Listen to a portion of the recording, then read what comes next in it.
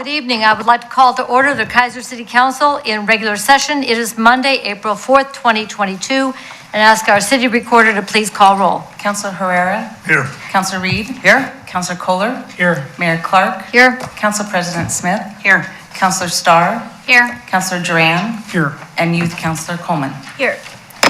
Thank you. I invite you to rise and please join us in the Pledge of Allegiance.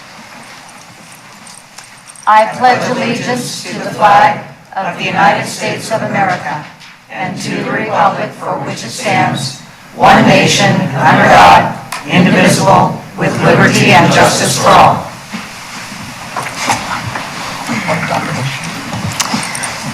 Thank you all very much. Under special orders of business tonight, we have a very special guest with us. And I'm going to go to my page that has the introduction here. On the March 21st, 2022 council meeting, there were concerns raised by several speakers about the lands stolen from the Kalapuya in an event called Trail of Joy.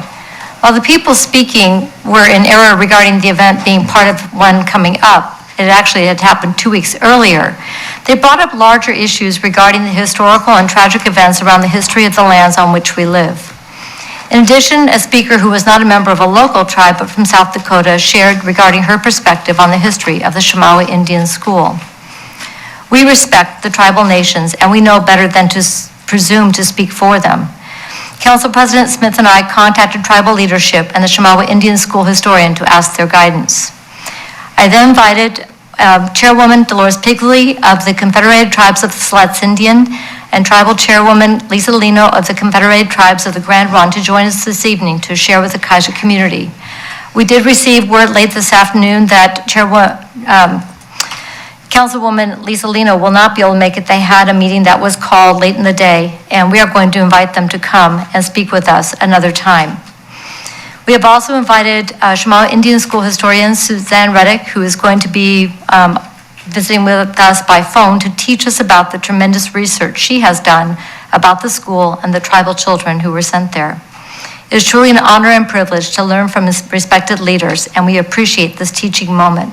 It is my pleasure to introduce Dolores Pigley, the chairwoman of the Confederated Tribes of Siletz Indians. If you want to come up here.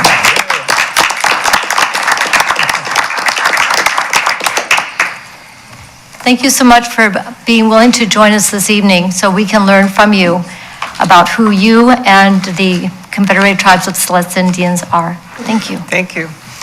You'd probably need about a month to learn it all, but I'm going to wrap it up here real soon. If you look at a map of Oregon, all of Oregon was tribal before the coming of the white people. And all of the tribes that were in the valley, everywhere in Oregon, were all kind of gathered up when the land opened up for settlement, and treaties were made with those tribes to move them from wherever they were to a place where they were going to be able to live happily and for the rest of their lives. And most of the treaties say as long as the grass grows, the water flows, and all of that stuff, which really never happened. But for Willamette Valley and the Kalapuya tribe, the Confederated tribe is made up of many, many tribes, probably over 50 tribes. And at one time, all of the Oregon tribes were going to be moved to the Oregon coast, to the Siletz Reservation. And as treaties come and go, tribes entered into agreements to cede their lands, to move to a reservation. And if you look at the treaties, and we have 7 of them, they're all signed with X's. And so we presume that when they signed, they knew what they were doing. But we know that's probably not true also. But the Willamette Valley is near and dear to us, and actually it's one of the tribes that was ceded in 1855, and all of the Kalapuyas were to be removed to the Confederate Tribes of Siletz on the coast. And it wasn't until 1857 that the Grand Round Tribe was established as a reservation. And those who didn't move to Siletz ended up being moved to Grand Round. And as we all know, everybody didn't move. And some of the people that moved came back to the valley, and many live here today. But our tribe is made up of 5,500 people. And of those 5,500, a very large number are of Kalapuya descent. And so we keep track. And of course, once the land is ceded, it means it acknowledges that you are no longer landowners for the land in the valley. However, it's land that's important to the tribe. It's where many people are buried, where people gathered food and fished and did all the things to feed their families. And it was a tragic time when people had to move. They were not just asked to move, they were usually forcibly moved. And so for myself and my family, I was born in Toledo, but have always lived here. It used to be Chemawa, Oregon. It used to be Chemawa Indian School, but lived there most of my life, and now I live about a mile away. And so this land, this city, this state has great meaning to our tribe, and we have worked very hard to get information out to the public about what treaties mean, how people were moved, what their relationship is to this land, and why it's important to us, and why we have a tie to the land. And this year, and we've just approved several, under Senate Bill 13, several pieces of history that will be taught in the schools. When I went to Keizer grade school from the 1st through the 8th grade, and have recently visited the museum over there. Reminds me of the good old days, but at that time, all of the kids at Chemawa that grew up there that weren't going to Chemawa went to Keizer school.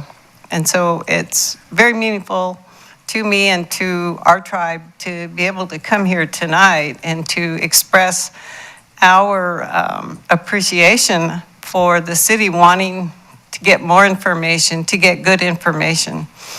And I have to say, we never speak on behalf of another tribe. We let those tribes say what they want to say, and we have a great shared interest with the Grand Round tribe on these lands, and I'm sure you'll see that. You said you had a video. But I would like Bud Lane is the tribe's vice chairman, and Bud has taught history in our local schools and taught the language. And so I would like him to come up and talk a little bit about the historical things that we've been doing with the Senate Bill 13 and actually teaching the history in the schools. So there will be no question. Like I said, when I went to grade school, the only Indian people I ever heard about was Sitting Bull, and that was about it. And actually, I ended up marrying a Sioux, so I kind of got a connection there. So, but Bud, I'd like you to come up and talk a little bit about the situation with the Kalapuyas and how it relates to this land and what is in our classroom instructions regarding the Kalapuya.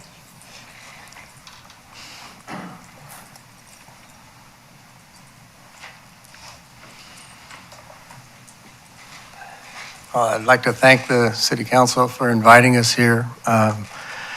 We appreciate the opportunity to share with you all. As Dee mentioned, our history doesn't just go back to the 1850s. That's where most history starts in schools that you read about in 1859 with the creation of the state of Oregon. Our traditions tell us it goes back to the beginning of time, and we have many creation stories that place our people and all the animals here, and every living thing when time first began. So with different tribes, those are different stories, but they all explain how the creation laid out how we would live, where we would live, the foods that would be there, our first foods. And so our modern history begins with the sovereigns, which were the tribes, and still are the tribes here in Oregon. And in the 1840s, the Oregon Land Donation Act was passed. And basically, settlers coming in over the Oregon Trail into Oregon City, of course, Oregon City was the big town at the time, it was not Portland, came into the Willamette Valley, and land grants were given out of 360 acres apiece for settlers to come in and improve the land, clear the land, and settle here. Unfortunately, the United States did not have title to Oregon at the time. They were giving out land without actually securing legal title. Hence, you have the flurry of treaty making that happened in the 1850s. So you notice the treaties are always from 1853 to 1855. And that's because they were in a crunch to get title to land that they had already settled on and had distributed to non-Indian settlers. This actually caused the Rogue River War, which raged in southwestern Oregon. My family was part of that horrific war that happened along the Rogue River and its tributaries, and which ultimately resulted in the creation of the Siletz Reservation. In 1853, the first treaty signed west of the Rockies was what we call the Table Rock Treaty. It's legally known as a Rogue River Treaty, created a temporary reservation. And, you know, for the settlement of all of the United States, what generally happened was a tribe was either conquered or overcome by forces of the United States, and a treaty was generally struck, or an armistice, that spelled out who would legally own the land, and the tribe would retain a small corner of it or a piece of it, reserve it. Hence, reservation became the key word in what became tribal homelands after these forces had come in. What's interesting in Western Oregon and with the Kalapuya Treaty and other treaties is the United States was bent on confederating tribes together at this point. So you have these large confederations in Oregon that you don't have elsewhere. Confederated tribes of Siletz, of Grand Round, of Warm Springs, of Umatilla. So they were asking tribes who sometimes were even traditional enemies to cede their lands under legal documents and remove to a reservation on which they would confederate as one tribe, to remove to it and confederate as one people. And that's where we're known. We have 50-some bands and tribes, but we're known as the Siletz tribe. Yet my family is Yashue from the mouth of the Rogue River. We come from Gold Beach. Its ancient name is Yashuchitan, which means good south place there on the south bank of the Rogue. So this confederation idea happened across the state, and of course it happened on the very land on which you stand here today. And our people were removed to the reservations that were set up. At that time in Western Oregon, it was Siletz and Grand Round.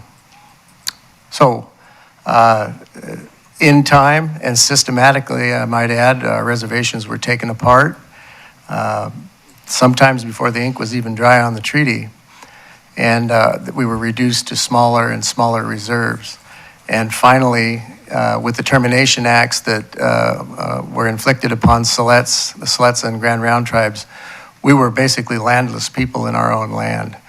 So if you look at the time frame from 1850 to 1950s, we went from the 20 million acres of Western Oregon to the reservations, and then finally down to no land ownership at all within 100 years.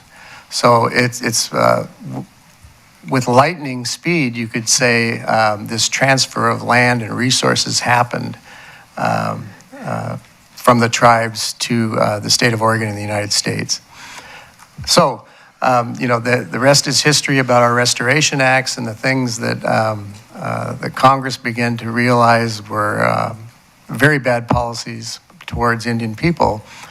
And we've rebuilt basically since 1977, from the 22 years of termination, our more modern tribal governments. However, they're rooted in our traditional systems.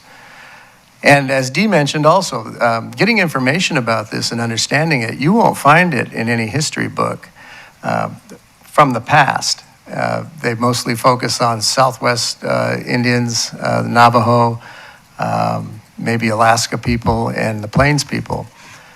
That's being remedied now, though. I don't know how many of you are aware of Senate Bill 13, but it was passed by the Oregon legislature a few years ago, in which they came up with the concept of telling Oregon's history from the tribe's perspective and making it mandatory in public schools that this curriculum be taught.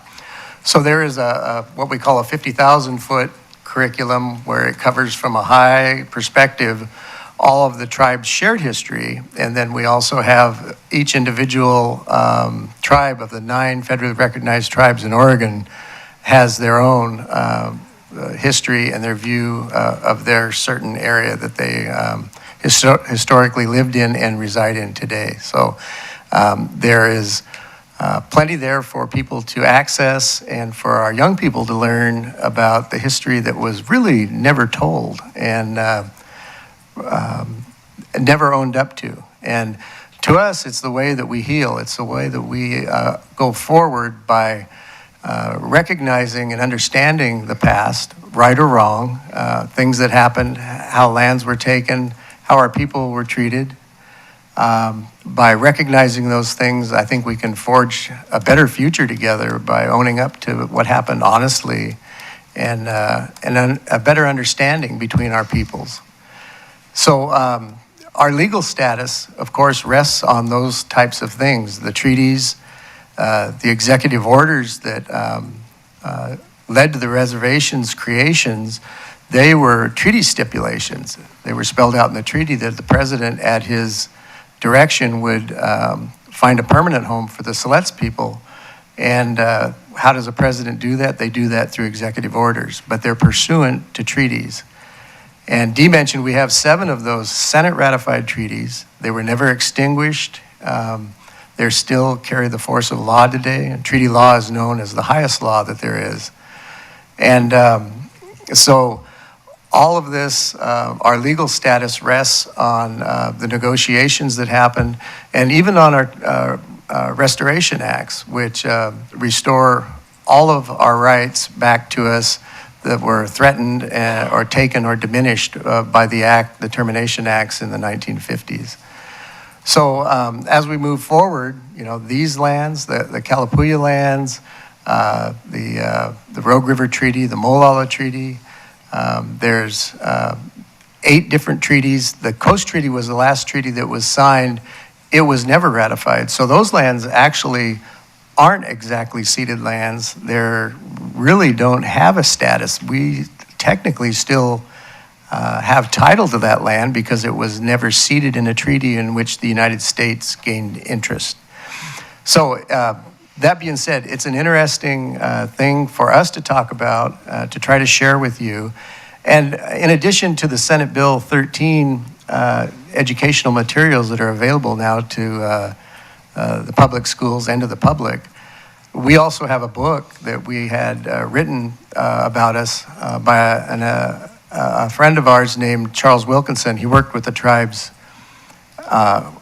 during restoration times and came back 30 years later to chronicle what had happened.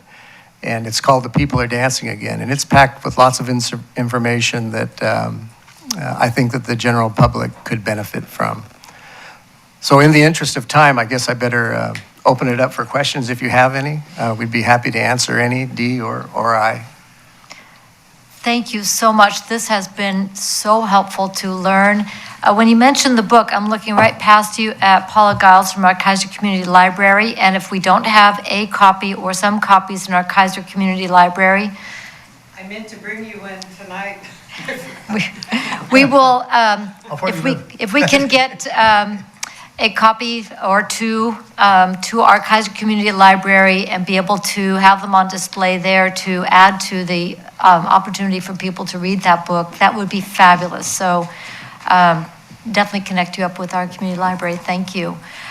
Questions? First of all, thank you. That was very, very helpful. Do you have a website or a place where people could go to do more research and learn more about what you've spoken about tonight? Yes, we do. It is www.ctsi.nsn.us. MSN or N? N as in Nancy. Nancy, okay. Yeah. NSN.US. US. Okay. ctsi.nsn.us. Yes, and it has lots of information of our present tribal government and about us and also our history. Thank you so much. Questions? Councilor Herrera? Thank you, Madam Mayor. I just want to thank you folks for taking the time and educating us and really important information. I appreciate it immensely. And, you know, in my world, there's a lot of pushback on the land acknowledgement. In fact, with our Colored Caucus, our Native American counselor from Gladstone had proposed that, and another counselor actually said, we don't want to do that because we're not going to give the land back. And so this kind of pushback that we get, that I see, and how do we handle that? To me, it's a reconciliation. I mean, I understand that concept about moving forward, but a lot of folks don't. I would like to have in every event, really. I mean, but how would you help me explain that to folks? Well, when I'm asked about land acknowledgements, I have an answer, but it's what the person wants to convey by that. We don't ask for people to give us land acknowledgements. They're things that they bestow on us because they have heartfelt feelings about what happened to us as a people, and some want to recognize our rights. Some recognize that it was our land and it's no longer our land, and that's true too. So it's in the eye of the beholder. We don't have a prescription for land acknowledgements. They're something that are bestowed on us, and it deals with how the people or the entity feel about us. And we would be remiss, I think, if we tried to ask for those things. Thank you very much. Yeah. Thank you. Other questions? All right, thank you very much. One last thing, if I may. Councilor Herrera? I have to mention this. The Pigsley family in Keizer. I don't know if you guys know this, but they're there was one time where we had 3 Pigsley kids on the McNary team. I mean, they were the authors of a lot of our Little League. Really, I mean, it was like they did a lot of stuff, and a lot of people don't know that. And I want to make sure that they're recognized for that, because the Pigsley family is, her son is Tim, and I coach her grandson. And like I say, the Pigsley family is well known in this area, so I just want to acknowledge that. Well, Thank you, Madam Mayor. Thank you for that acknowledgement. And I just want to say that I really appreciate you having this Chemawa historian on the record too. She's done a lot of work, has really done it on her own. And Chemawa land is also near and dear to our hearts. And I think you'll enjoy Sue Ann's presentation, because she has put her heart and soul into the history of the school, the early school and the current schools. So thank you very much. I really appreciate the opportunity to come here and say hello, and hopefully we'll do this again. yes, indeed. Thank you. Thank you very much. Yeah.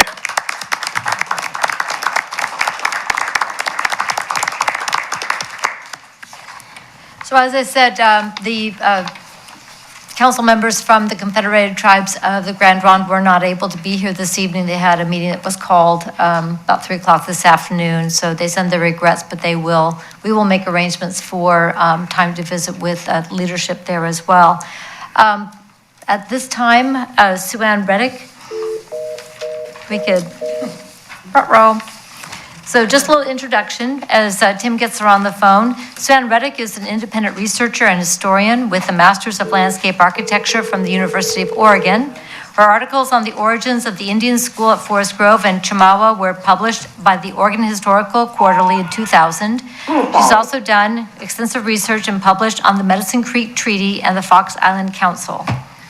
She has been a volunteer historian at Chemawa for 12 years and studied the history of the school land and the cemetery and lobbied for its protection and all remaining Chemawa land to be placed in trust for the tribes. Sounds like she's getting a hold of Council President Smith. Nope? Okay, we're gonna give it a try. She shared her work with the Chemawa School Board, the Northwest Indian Education Association, the affiliated tribes of Northwest Indians, and several Oregon tribal councils. She has helped many young scholars with their work on Chemawa and has donated her records to Willamette University for the establishment of a Chemawa collection. In 2019, she and Pacific University archivist Eva Gugemos spoke about Forest Grove and Chemawa at the annual conference of Native American boarding school survivors.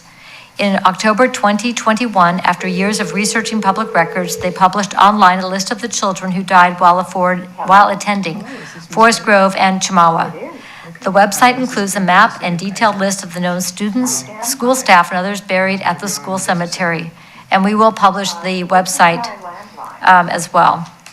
Her current project is a book on the acquisition and loss of the land at Chemawa, and she continues to advocate for a Chemawa Land Trust. So we will. I sent you a message earlier that Skype wasn't working today.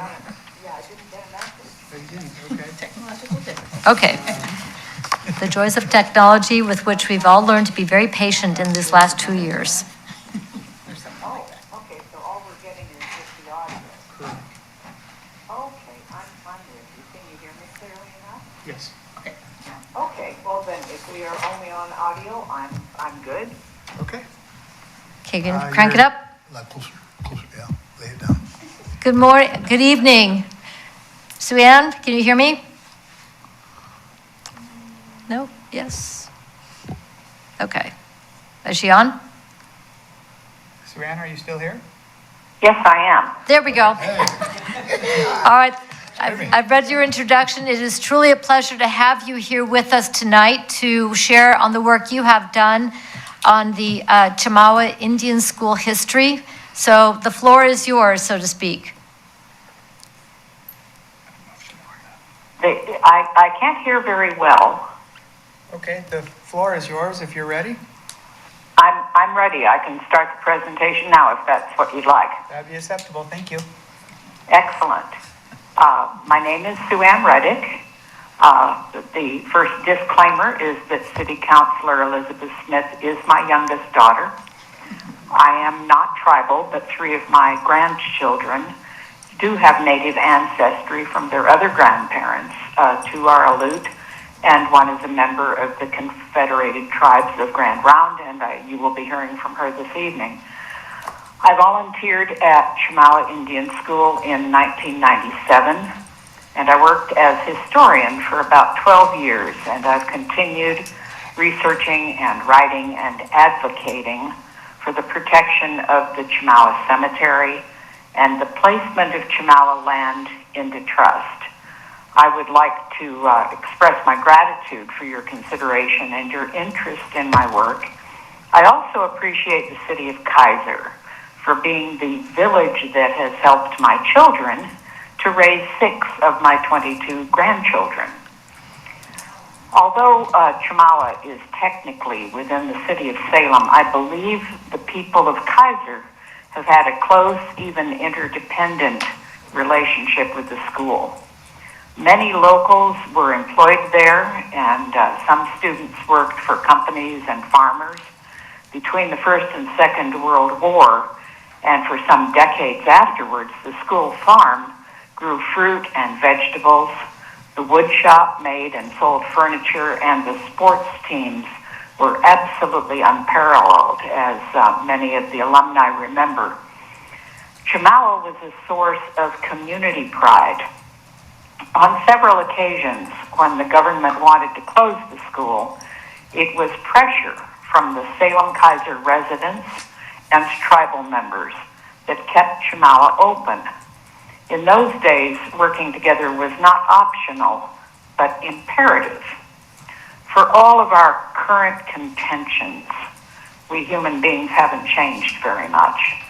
My hope in presenting this history is to provide you, current residents of the land of the Chamala people, a history of the school and some idea about how we might all benefit from its presence. The Chamala were a band of Kalapuya who occupied the Willamette Valley before Europeans and Americans arrived. A peaceful people, they were nearly but not completely exterminated by malaria and measles and other foreign diseases by the time that the immigrants arrived from America. We do not need to look further than our local news to see examples of rampant disease, conflict between nations, and massive migrations of people seeking safe haven in another country where they may not be welcome. In most cases, those conflicts are driven by disagreements over land and sovereignty, ethnicity, and religion, but often the problems are created and exacerbated by government policies, and it is the people, all people, who suffer the pain and injustice. This was the case with both the natives and the immigrants. In the 1840s, settlement of Oregon country was encouraged by the U.S. government, although at that time, both America and Britain claimed the region. Planning to expand its national borders to the Pacific Ocean, the United States passed laws like the Donation Land Act to fill the Pacific Northwest with American settlers. In the 19th century, the Willamette Valley was desirable to most of these illegal aliens who came from similar agrarian landscapes. They were farmers and loggers and millers and tradesmen, and they brought their skills and goals with them. For a time, they lived and worked with, and some even built families with their indigenous neighbors. But the newcomers also brought ideas about private property, a completely foreign concept to native people. The settlers also brought prejudice and greed, and even with government approval, they staked their claims on land that was not rightfully theirs to take. The consequence of those attitudes and government policy was the Donation Land Act in 1850, mandating treaties that cheated the Indians out of their land and giving that same land to white Americans. In 1855, men, women, and children were forcibly removed from the valley to reservations in the Coast Range, Grand Round, and Siletz. The Chamala were among those sent to the reservations where the treaties promised compensation, including schools, and protection from incursion by the settlers. But the Indians' right to collectively own their new homeland was taken from them again in 1884 by the Dawes Allotment Act. Reservations were subdivided into tracts with excess so-called property sold to non-Indians or kept by the government. Many tribal members, especially elderly ones, soon lost their allotments because of taxes and other costs they were unable to pay. In the 1880s, convinced that Indians needed to be assimilated into the dominant culture, the government began to establish off-reservation boarding schools. Boys and girls were taught English and basic math and trained as laborers and domestics and instilled with American ideas and values to the disadvantage of their cultural traditions. The first two Indian industrial and training schools were founded at Carlisle, Pennsylvania, and Forest Grove, Oregon. The Forest Grove School moved 5 years later to a site near Salem on the Oregon and California Railroad, which we now know is the Southern Pacific. In ironic remembrance of the first area residents who had been removed 30 years before, the post office at the train station was named Chemawa.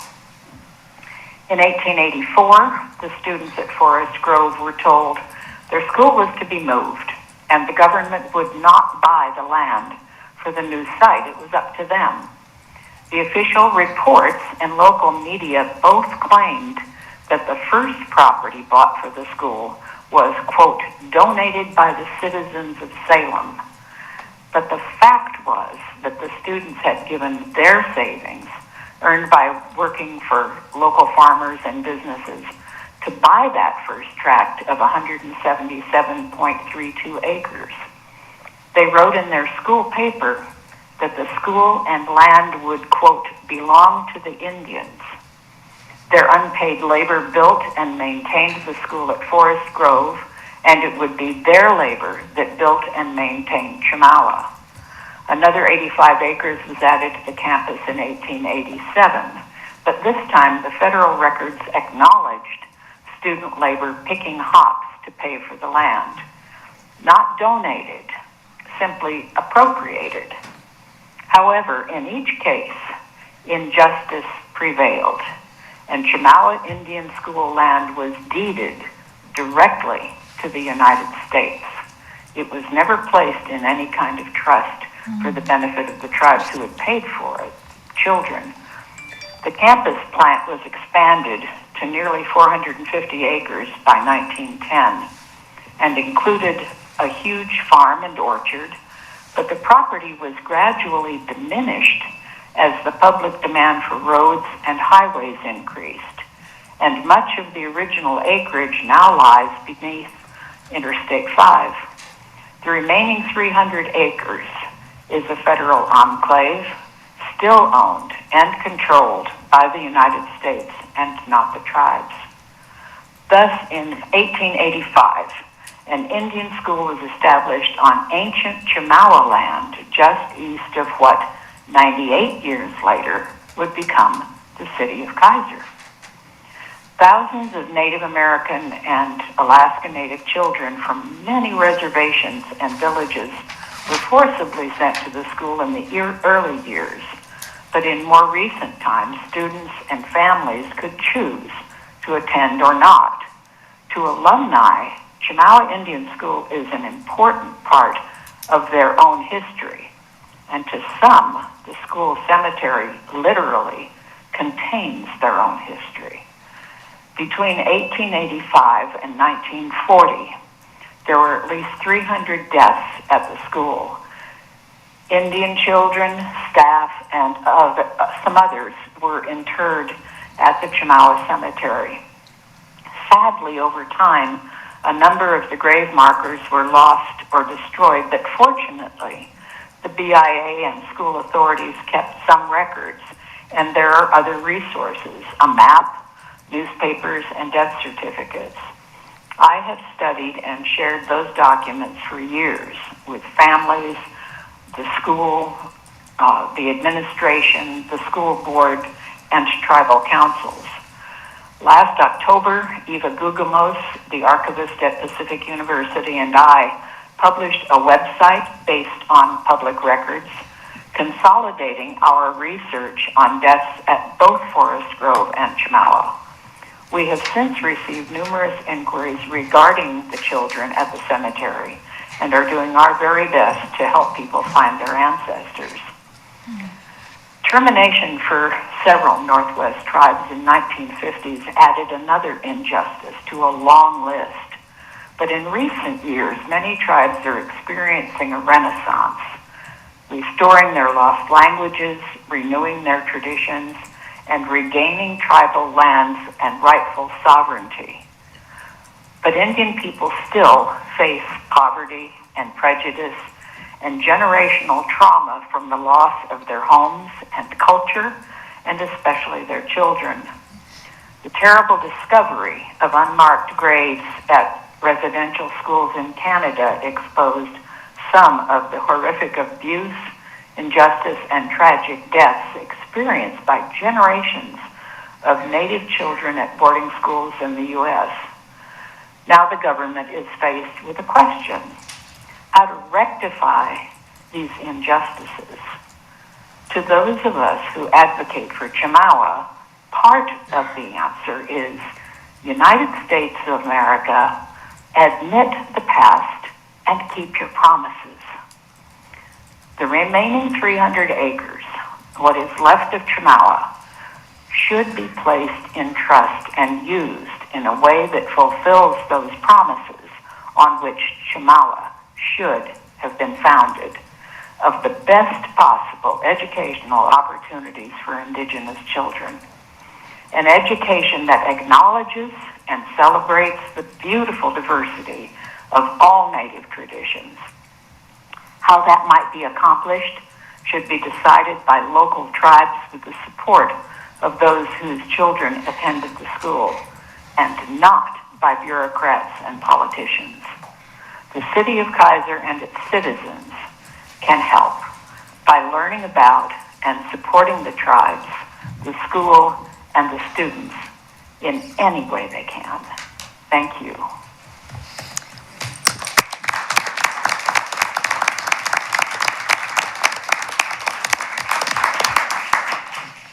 I don't know if there's a way to make it where, Sue Ann, can you hear me talk? It's not real clear, but I'm doing the best I can. I can come over there. I'm a little more mobile than the thing Bob. Thank you, Tim. Oh, that's better. There we go. Perfect. First of all, thank you so much for that extraordinarily helpful and instructive information that you have shared with us. I'm looking forward to sharing your website with everyone. It was provided in the biography that you sent. We'll make sure that that gets posted as well. As was said earlier when Chairwoman Pigsley spoke with us on the Confederated Tribes of Siletz Indians, we also hope that this will be the first and not the last opportunity for us to learn from each other. And we really appreciate you taking the time to help us learn about the Chemawa Indian School and the students and families. I'm going to open it up for questions from the council. I can see if anybody has any questions to follow up at this time, but we will also have the opportunity to ask questions and continue the conversation, especially with our diversity, community diversity engagement committee. Great. All right, so we don't have any questions. Councilor Kohler. Just a quick one. Is it possible to do tours of different things like the cemetery and learn of its history? So I don't know if you could hear that. Is it possible to do tours or other visitation of the school, the cemetery, and to be able to learn more of the history? I believe that would have to be arranged with the school. Tours are probably not entirely appropriate because we are, after all, talking about a cemetery. And so I'm thinking that if individuals wanted to go there, or a very small group, and they contacted the school, that would be the best of all strategies, because you cannot tell as you're walking through the cemetery exactly where the graves are, so it requires a little bit of guidance there. And so and the other issue is that it is fenced and locked, and so to be able to get in, although you can certainly drive by on the road, and sometimes you can kind of walk on the edge. It's a very, very dangerous road. There's trucks that go down there ridiculously fast, and so I wouldn't advise anybody pull over on the side and try to walk down there. But with permission, perhaps from the administration, I think you may be able to go in on a definitive time and be able to get a little guidance in through there. Okay, thank you very much. Appreciate that. You bet. Any other questions? Okay, I think we're good for right now. Again, thank you so very much for your work and for being willing to share the time with us this evening and having a very valuable, teachable moment for the community of Keizer. Thank you very much. Oh, you are most welcome, and I will probably drop you a note with a more extensive bibliography. There are people out there that have got wonderful websites, and they're incredible resources about Chamala. They expand on practically a daily basis. So I'll send you a link to the website about the cemetery that we published, and a marvelous work that's been done by David Lewis from Grand Round. So some other sites as well that you can share. Excellent. And I thank you for the chance of doing this. We will get that posted. Thank you very much. Sue Ann Reddick. You bet. All right. Good night.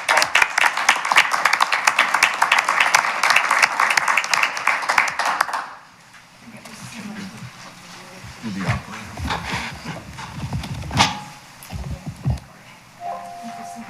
Thank you, Sue Ann. I'm going to go ahead and end the call now. Thank you. You bet. Thank you.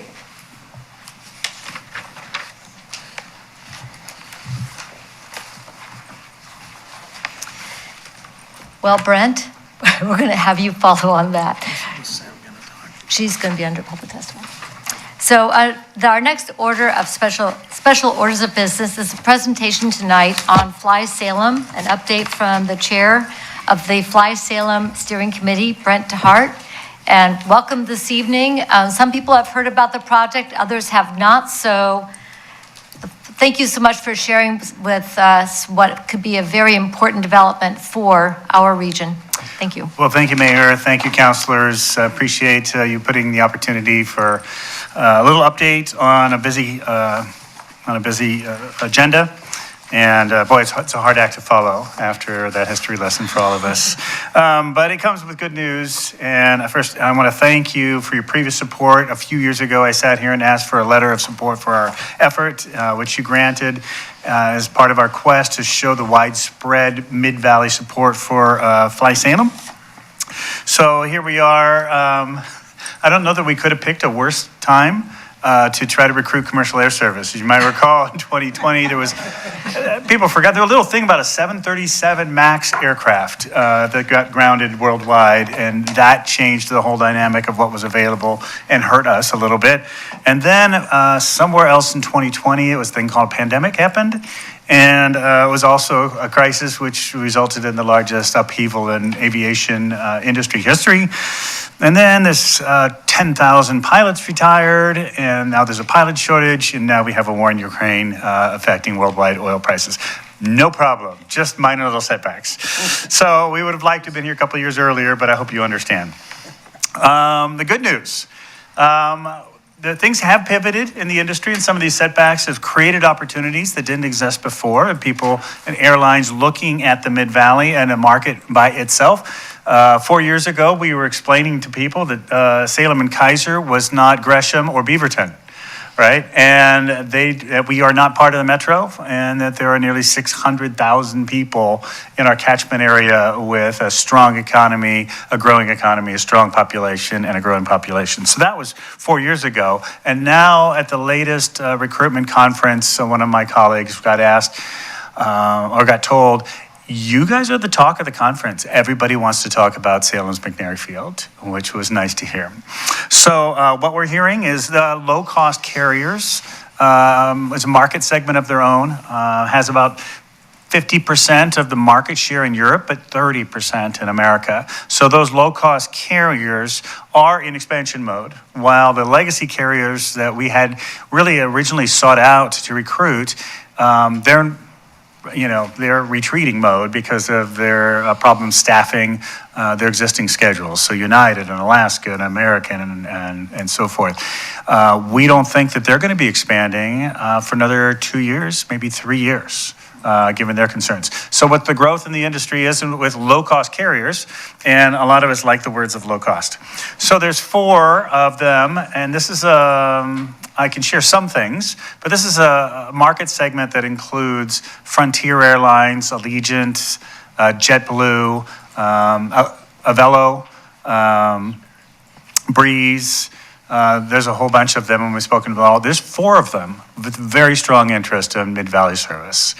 So people ask, where would we fly? Where would we fly? It depends on which airline that comes. So if it's one airline, it's likely to be the LA Basin.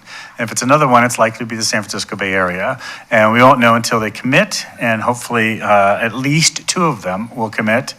We're getting optimistic now. I will confess that our consultant I call him a professional pessimist. And he's been telling me for 4 years not to get my hopes up and not to be too impatient. So when he tells us in 24 months, it's quite possible we'll have 4 nonstop destinations.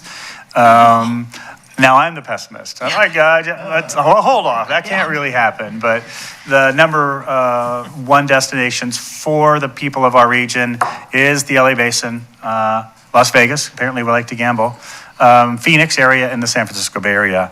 It's possible that within 2 or 3 years, we will have nonstops to all 4 of those sunny locations. So that's the great news. We've been after about 4.5 years. No municipal money from Salem or Keizer has been asked for, other than what comes out of the budget for the airport itself, which in Salem, of course, is the owner of the airport. It is a dedicated fund. There's no general fund dollars, which is really important. We got a couple airlines to go on record. We're on our 3rd attempt to get a federal grant to help us with a recruitment package. First 2 we got denied. This one we think is the charm. We're going to be one of the very few airports looking after this federal money that has airline support.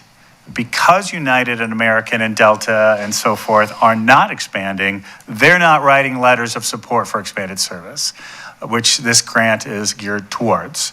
So we have 2 letters of support from airlines who are in expansion mode, and so we're very optimistic that come June, we will be able to get $850,000 from a federal DOT grant program which is designed to recruit commercial air service. And the other thing, it's nice to see some political help, both sides of the aisle, both houses of the legislature. Senator Wyden's office has been terrific in communicating with the TSA, because now our hurdle is get TSA ready to screen passengers, right? And get through this little fuel bump thing. And Senator Wyden's office collaborated with Representative Schrader's office and Senator Merkley's office to write a letter to the TSA saying this is important to our region and we'd like you to expedite this, please. So it was nice to get their wholehearted support, and kudos to Fritz in Senator Wyden's office for that help. And of course, local senator, Oregon senator and representatives are supportive as well. All right, so that's the good news, folks. We really hope by the end of this year we have 1 destination. We would probably have one by the end of the summer for when after the fuel setback. So if we don't get more setbacks, we would like to sit before you before the end of the year and say something's going to start. I would ask that when the first announcement comes, you understand that we view this as a snowball that will roll downhill. So the carriers will come in conservatively, maybe 4 flights per week. So that is not a big impact. But I've had carriers tell us, well, we think you're 4 flights a week, we're going to start to this area. But really, I think within 6 months, we're going to fly to this area. And we really see you as a 7-day-a-week market. So how they really view us is 7 days a week to the LA Basin and the San Francisco Bay Area. So now that they're saying those things out loud, it's very encouraging. 3 public policy notes for U.S. policymakers and for the Salem City Council as well. They ask very good questions on behalf of their constituency, and rightfully so, and I wanted to make you aware of them. The carbon footprint is a concern in the region with a lot of the policymakers. Interested, we've asked our consultant to do some research on that. Again, depends on aircraft, but one of the airlines we hope to attract is flying a new aircraft that are lighter, more fuel efficient, and would actually lower the carbon impact of your flight to San Francisco, say, by 45%, versus getting in your vehicle and driving to PDX and back and taking a 737, which is what most carriers are flying, say, back to San Francisco and back. That would be terrific. it's actually a lower carbon footprint. They're worried about, well, should we increase with the city of Salem's climate action plan and so forth? That's good news. Another alternative, another airline, we might see a 737. Well, that's going to be the same aircraft flying out of Portland, except we're taking the vehicular miles off the road. So for the Mid-Valley folks, and outside Salem and Keizer, in the zip codes where we have researched who's flying from where to where, the next highest zip code is Corvallis, folks. So they're driving through Salem and driving through Keizer to get to PDX, and we'll take those vehicular miles traveled off the road and lower the carbon impact with and the traffic, honestly, by doing so. So we get another gain there, depending on, with that 737 aircraft. Third possibility, an airline that's looking at us flies a 50-seat regional jet, similar to what we saw with Delta service 12, 14 years ago. That, unfortunately, we can offset about 63% of that impact because someone's going to drive to Portland and get on 737 anyway, but it will result in a higher carbon impact. There's just no getting around that. The only thing I have to say about that, now that I'm watching airlines and aviation technology so closely, that 50-seat aircraft largely is on maybe its last run. In terms of technology, we're seeing electric aircraft in the works that'll fly, short hops, 200 miles or so, 19 passengers, and some of these smaller fossil fuel burning aircraft will simply get left behind. So we hope that, we know that the aviation industry will modify and already is modifying its carbon burn now. I'm a retailer at the Salem Airport. I apologize for not introducing myself as such. And my fuel supplier is providing 1 million gallons to Boeing of sustainable aviation fuels, where they're blending it with plant-based product and so forth to experiment. So Boeing aircraft can run on completely sustainable fuels. And I already mentioned electric aircraft. And at McNary Field, we hope to be the first field in Oregon to have an electric aircraft rapid charging station. So the industry, when it comes to the public policy and what do we do about the carbon question, there are answers. There's both answers and there's advancements in the technologies. And frankly, it's a worldwide thing. United Airlines has ordered 100 electric aircraft. One of my biggest customers is a fractional organization called NetJets. If you've never heard of them, it's kind of the timeshare of corporate flying. And they're one of my biggest customers. They've ordered 150 electric aircraft, and none of them have even been approved by the FAA yet. So everybody sees it's coming and the technology is there, and I wanted to make you aware of it because it will be a question that comes up in public policy discussions, even if it's at your own barbecue. Noise is important to acknowledge. So if we succeed wildly, maybe we have 2 flights a day, 4 flights a day. Right now, McNary Field has about 117 takeoff or landings a day, 43,000 operations. I don't think anybody thinks in those terms. So 4 flights a day would be less than 4% of the takeoffs and landings that they're hearing and experiencing now, primarily during the daytime and with aircraft that's quieter than the private and the military aircraft you're hearing. So even for the neighborhoods that are in the flight pattern for takeoffs and landings, we still view it as fairly negligible, if that makes sense. Less than a 4% increase, even if we could grow to 4 flights per day. And right now, we're looking at 4 flights per week to start with. And lastly, funding. There's a lot of misinformation when it comes to funding. Understandably, people saying, hey, why would we spend money on an airport when we need it for the homeless? Or why would you spend it on an airport when we really need it for police and fire? And the answer is, it's aviation money. It's not general fund money. And it literally cannot be spent out the airport. The airport needs to generate its own income.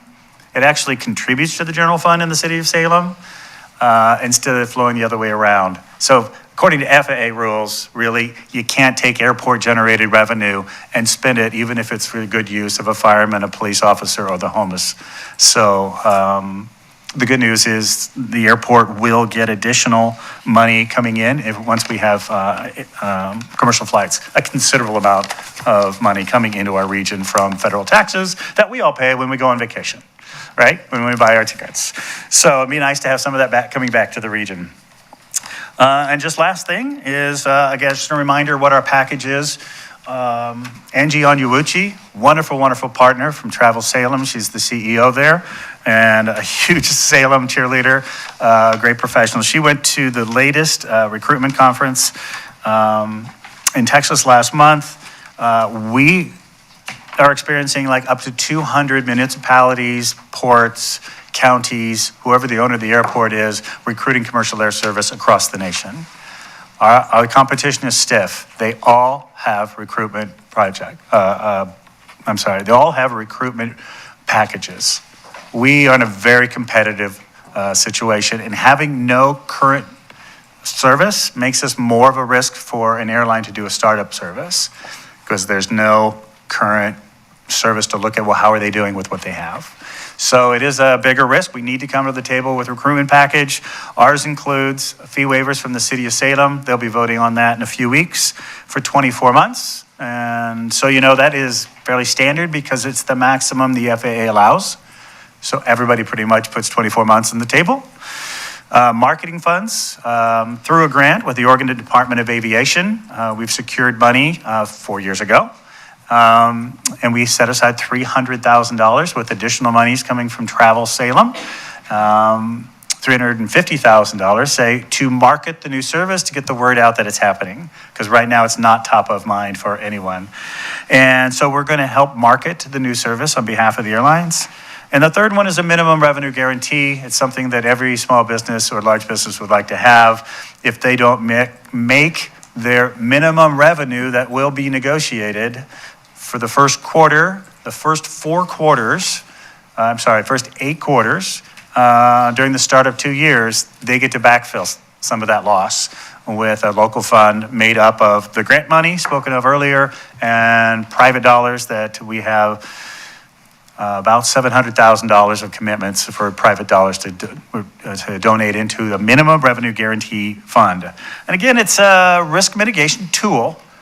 Another misconception is the airlines are going to come and take it for our money. Couldn't be further from the truth. No airline has any appetite to coming to a community that they have not already been convinced it's going to work long term. It will mitigate the risk.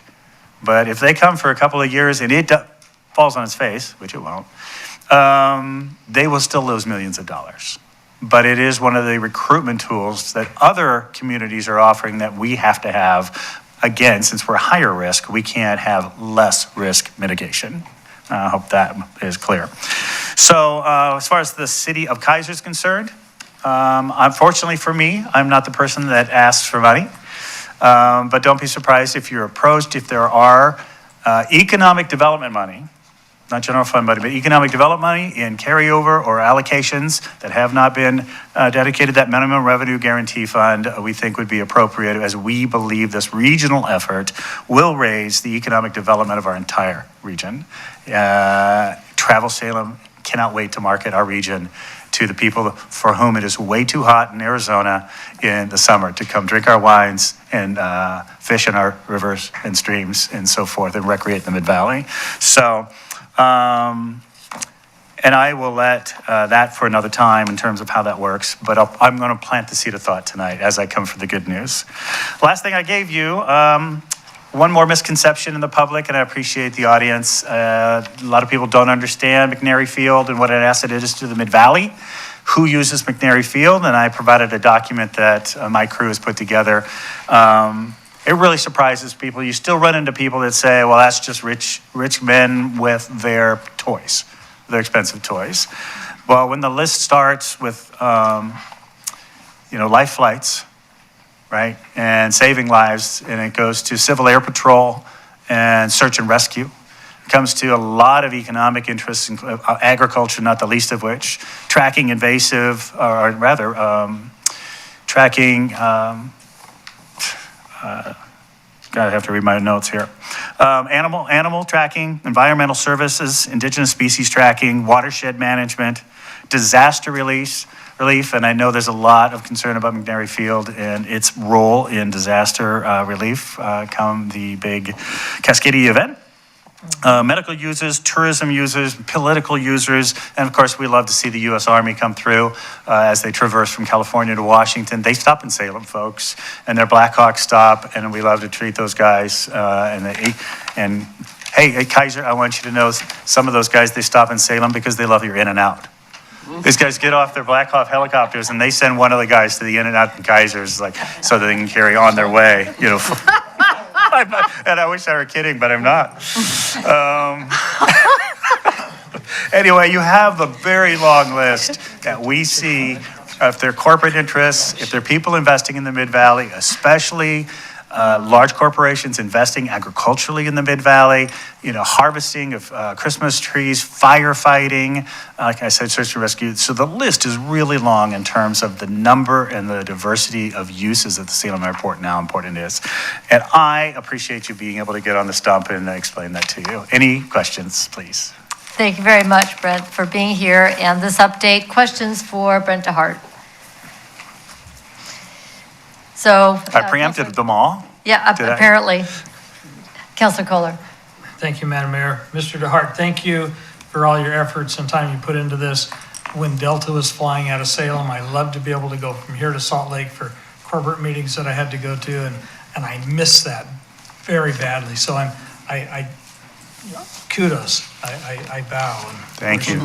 Me as well. We used that service a fair bit and loved arriving at 9:50 and still catching the 10 o'clock news. Yes. And I will say that a misconception in the community, and I said this when we started, misconceptions will be a bigger hurdle than the money. Because people didn't think the Delta service worked. It did work. It was very successful for Delta. And when it sounds a little familiar, but the barrel of oil went from $40 to $145 in 2008. So in January 2008, Mayor Janet Taylor was told that Delta was experiencing their best small market rollout, and they really want to expand to California now. That's what they said to Mayor Taylor in January of 2008, and the fuel prices spiked, and by October they were gone.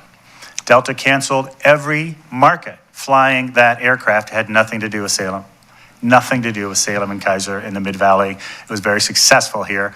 Delta and every other carrier, that's how big that was. So if you were being served by a 50-seat regional jet, you lost it during that period of time. And that was too bad because we were on a roll. Thank you, Councilor.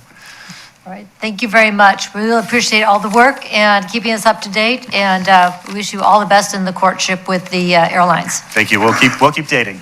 All right, thank you.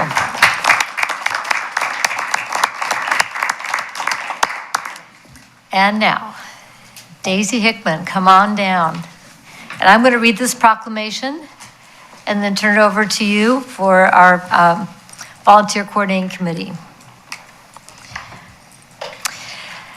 And whereas the foundation of the city of Keizer is our motto, pride, spirit, and volunteerism, that expresses more than a vision, but how we live and work together. And whereas many residents of this community contribute to the well-being of fellow residents in the Mid-Willamette Valley and Santiam Canyon by giving generously of their time and energy.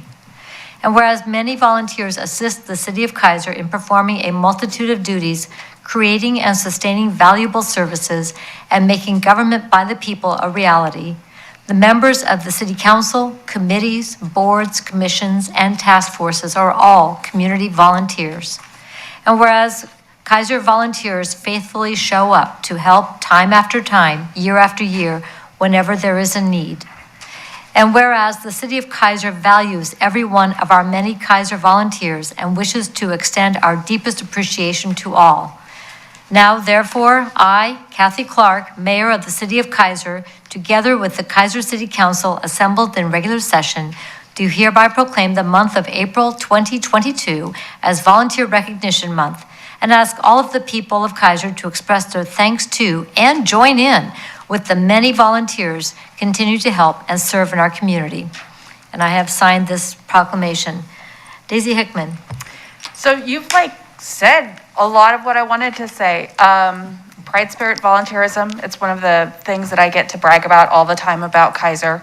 And I think that one of the things about us being such a growing community is that a lot of people don't really realize that not only is that our motto, that is how we run Keizer. And so I am currently the chair of the Volunteer Coordinating Committee. And what we do is we do the first vetting of people who want to volunteer. So I see lots of faces back here. Please go to the city webpage, and there's lots of volunteer opportunities. There's volunteer opportunities throughout, not just the civic volunteering, but lots of organizations just volunteer. That's what makes it wonderful. And like you said, we have so many volunteers that do so much, including our counselors and our mayor. Those positions are not paid positions. These people come up and sit in front of everybody and get to hear us tell them how we think that they should be running things, and have to try and weigh out multiple sides of every situation and try and steer us the best that they can. And, I've spoken with many of the counselors, both when I've been pleased with the decisions and when I've not been pleased with the decisions. And I have every faith and confidence every single time that all of our counselors are working with the best of hearts. They truly want what's best for Keizer. And we may differ in what we think that is, or we may differ in the best way to get there. But by working together, that's where we can find the best ultimate end. And I know that the last couple of years have been super difficult. I know that this last week has been super difficult. And I appreciate all that you guys do, as do all of the citizens, really, even when we're coming up here and yelling at you, I promise. So, Tracy, you've got cookies for me to pass out. I can get.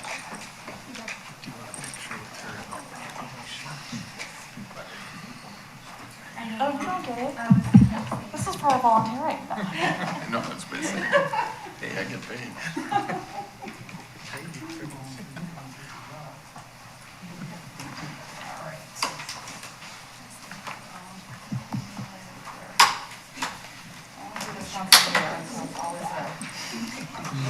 And while Daisy is passing those out, every, members of the Volunteer Coordinating Committee will be visiting with every committee that meets and expressing our thanks to the volunteers who make up those committees.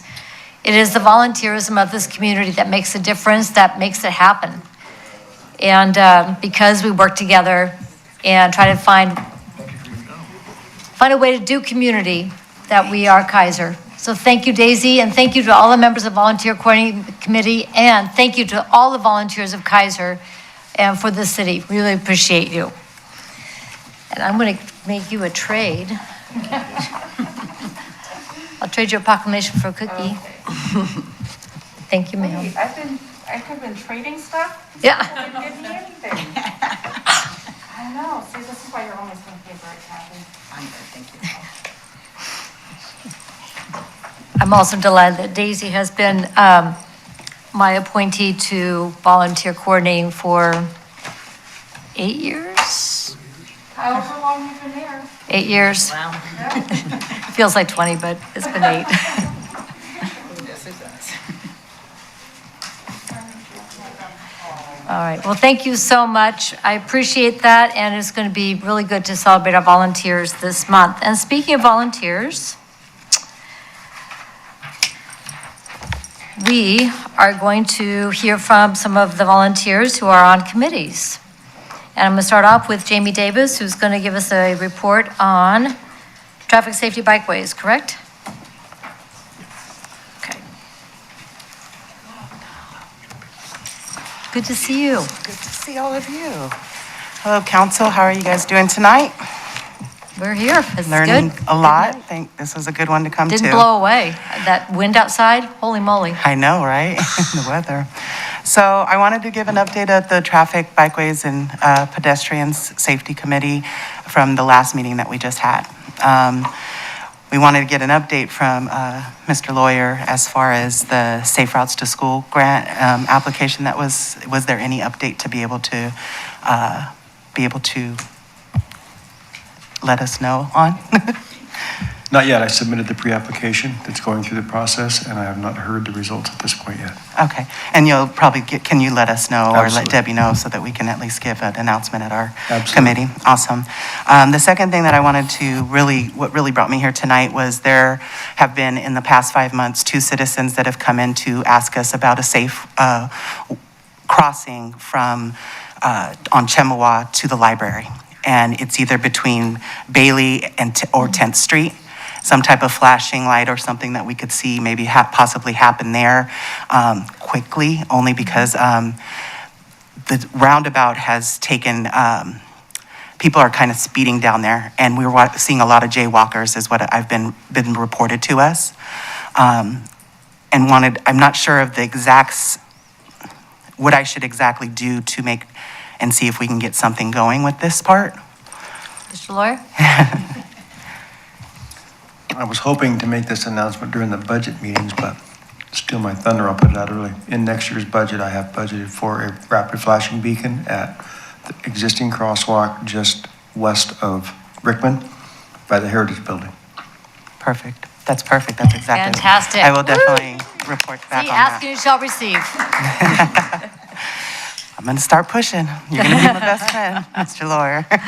And then the last thing is that our counselor, if I could, on April 14th, if maybe we can be there, hopefully you'll see that we're really taking a chance to go through our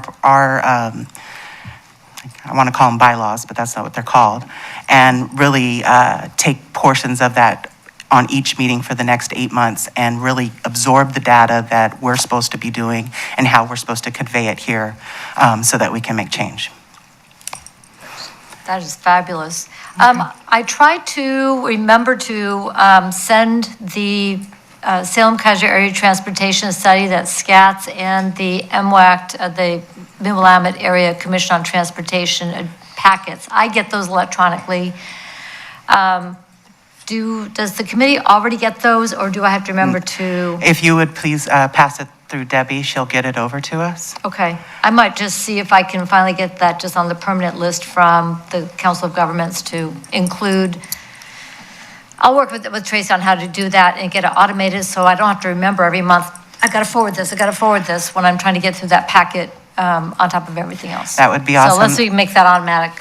I'll work with you, Tracy, on that. Okay. And the last thing, just to kind of go on that, we got a new committee member that actually works for ODOT. So we have a little bit of an in that might help us out with some of those grants and stuff that we can bring to council as well.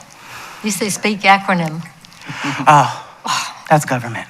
I know. That's all I have here, but thank you for my time, having time to talk to you. And I don't know if you have any questions or we'll call it good. Any questions? All right, thank you so much. Thank Keep up you. the great work. I'm excited for that. I'm making a note right now. MWACT and SCATS to traffic safety bike ped. Okay, big circle on that. All right, Matt Lawyer, you are up. Clagger Creek Watershed Council.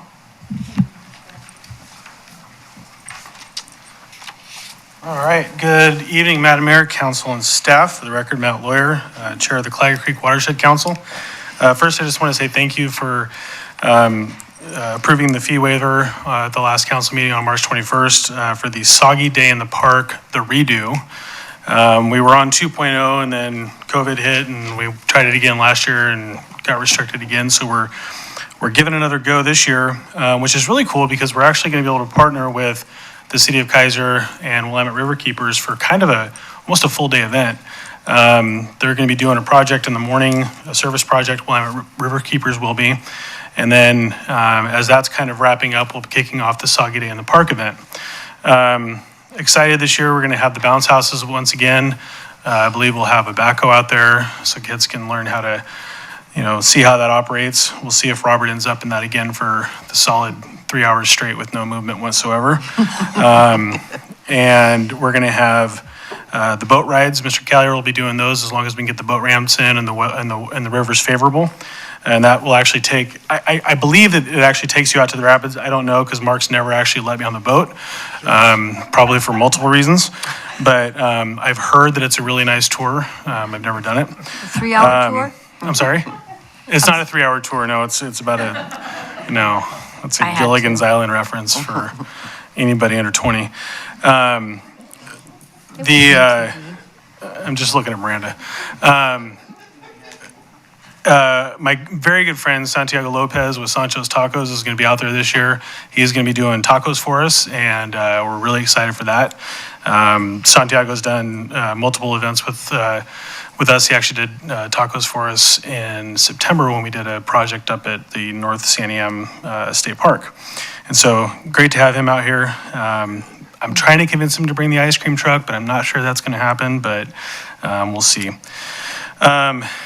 We're looking for sponsors for that program. It's going to cost about $2,000 total to do, but we're going to put it on regardless of whether or not we get sponsors. It's a free event. Anybody can come, particularly those people that are participating in the service project in the morning, but anybody can come. It's such a fun opportunity for people that really haven't had an opportunity to be in the park or routine users of the park, Lisa, and others that can come out and experience this and just really have a lot of fun and enjoy just a really fun day in the park. I think the last year we did it, which was in 2019, I think we had just over 320 people over the course of the day, and we didn't really advertise it. It was entirely word of mouth. A family came by and said, "Hey, is this a private event?" "No, come on in." And so they called everybody they knew, and they came down and enjoyed it. So we're really, really looking forward to that. And I just want to thank the council again for their partnership and participation in that really, really fun free day for people to come out. And it's actually kind of in the spirit of the volunteer recognition, because the Watershed Council, we do a lot of projects, and we're really focusing on trying to keep things nice and keep things clean and really conserving, our parks and our environment. And it's always suck work. Like, we don't really get to do a lot of really fun events unless you're planting trees. And even that we do way more efficiently than anybody else, because we already have the holes dug and people just plug them in and put some dirt on it and take some selfies. But for the rest of it, it's kind of the suck work. And the Civic Center cleanup, which happened last month, was a lot of fun. We had actually the smallest amount of people that we've had in probably the last 5 years, but we still got the work done. And I noticed Tim and Chief's sleeves are a little tighter than they normally are, because they lifted every single trash can full of debris that came into that large trash can bin. And I just want to say thanks to Tim and Chief for being out there. And Chief actually texted me and said, "Hey, I really want to do this." And I said, "Why?" He said he didn't want to go to the gym the rest of the weekend, but I get that. Actually, he didn't say that. I just made that up. But he did text me. He wanted to do the trash. But it's a great event, and so this is just an opportunity to come out and really appreciate all the work that people put in. Bring the kids out, family friendly. Anybody that wants to be there, we're glad to have them there, and get some really amazing tacos to boot. I'm going to pivot just a little bit to the Planning Commission. I'm going to steal just a tiny bit of thunder from Shane, but next week is a really, really important public hearing. We're going to be looking at the first draft language, or official draft language, of some work that Shane and the Technical Advisory Committee have worked on. And I'm not going to take his thunder from it, because I want him to be able to talk really smartly about it. But it's really important for people to engage, look at the public hearing and the information that's going to be coming out on that, and come talk to us at the Planning Commission. Our biggest public hearing so far was about chickens, and this is pretty important. So really encourage people to come out. I think it's next Wednesday, the 13th, right here in Council Chambers. Starts at 6 o'clock. And if nothing else, just hear the really amazing work that Shane and Dina and Angelo Planning Group have put into this. And, Councilor Duran sat through it throughout the whole thing. He gets to sit through it again and then again. So he's one-upping everybody except for Shane on that, and probably Shannon, but it's really important. And so I just encourage people to keep their eye out and come to that public hearing next Wednesday, 6 o'clock. And lastly, Miranda's birthday's on Saturday. She's going to be 18. And so I just want to wish Miranda a very public happy birthday. Aw, well, happy birthday. Did not know. April birthday. Fantastic. Thanks. Is that, I'll get you later? No, thank you very much. Questions on Claggett Creek Watershed Council, Soggy Day at the Park, and/or Planning Commission? One of the things I'll be doing is, of course, I'll be at Soggy Day at the Park. That is the day I usually record the Coffee with Kathy broadcast, which is in collaboration with representatives from the Chariots, the Fire Board, Chamber, and one of our local churches, La Luz de Valle.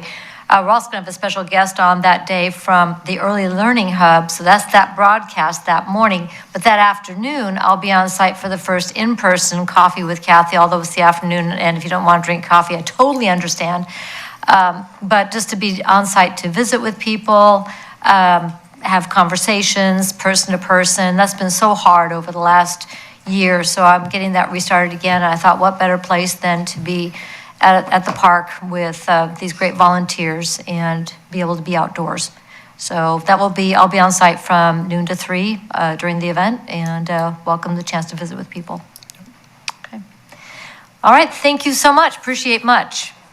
Last, but certainly not least, art. Our Public Arts Commission, Felicia Squires is here. And there's some great stuff happening. So glad to have you with us tonight. Thank you. Thank you. The Art Commission last met March 15th, and we talked a lot about the gallery display and what would be displayed, and so I really encourage everybody to check out the art. As part of that process, we approved art from Joel Nickel for public display in the gallery. We also reviewed Christmas card submissions, and it was really a pleasure to choose one of Opal Frick's art for the Christmas card. So, and that was a really special thing to see her excitement about that. As part of that, choosing art, that's what we do a lot of. We also chose art featuring student Rachel Wood, and so that will be in our the student emerging artist display, kind of on the north side, of the gallery. We also discussed grant efforts with the park's matching grant for the Mosaic Art that we would like to install near this splash pad, and that we seem to be making some progress on that. We're still talking about the utility box painting, but we've had to push that. And then finally, we're really excited talking about future potential art shows and cooperations with the Keizer Art Association in bringing art to seniors and helping them participate in art. And then the ultimate goal is to have a senior art show in 2024. Oh, so, wonderful. And thank you for your support of public art in Keizer. It makes our community so wonderful. I really appreciate it. That's it. Well, thank you very much. There's been a tremendous amount of work for, bringing art, working with the artists, and also just making sure that we've got the spaces. I'm so excited about the student art. That's fantastic. Yes. That wall's been empty way too long. Oh, and it's amazing. She did amazing work. Yeah, it's beautiful. Can't wait. I'll make sure we'll post it on Facebook and other places, encourage people to come down and see it. That is fantastic. All right, any questions on the Keizer Public Arts? All right, thank you very much. Thank you. Really appreciate your work, and thank you to the committee during our Volunteer Appreciation Month. The last thing, yep, absolutely.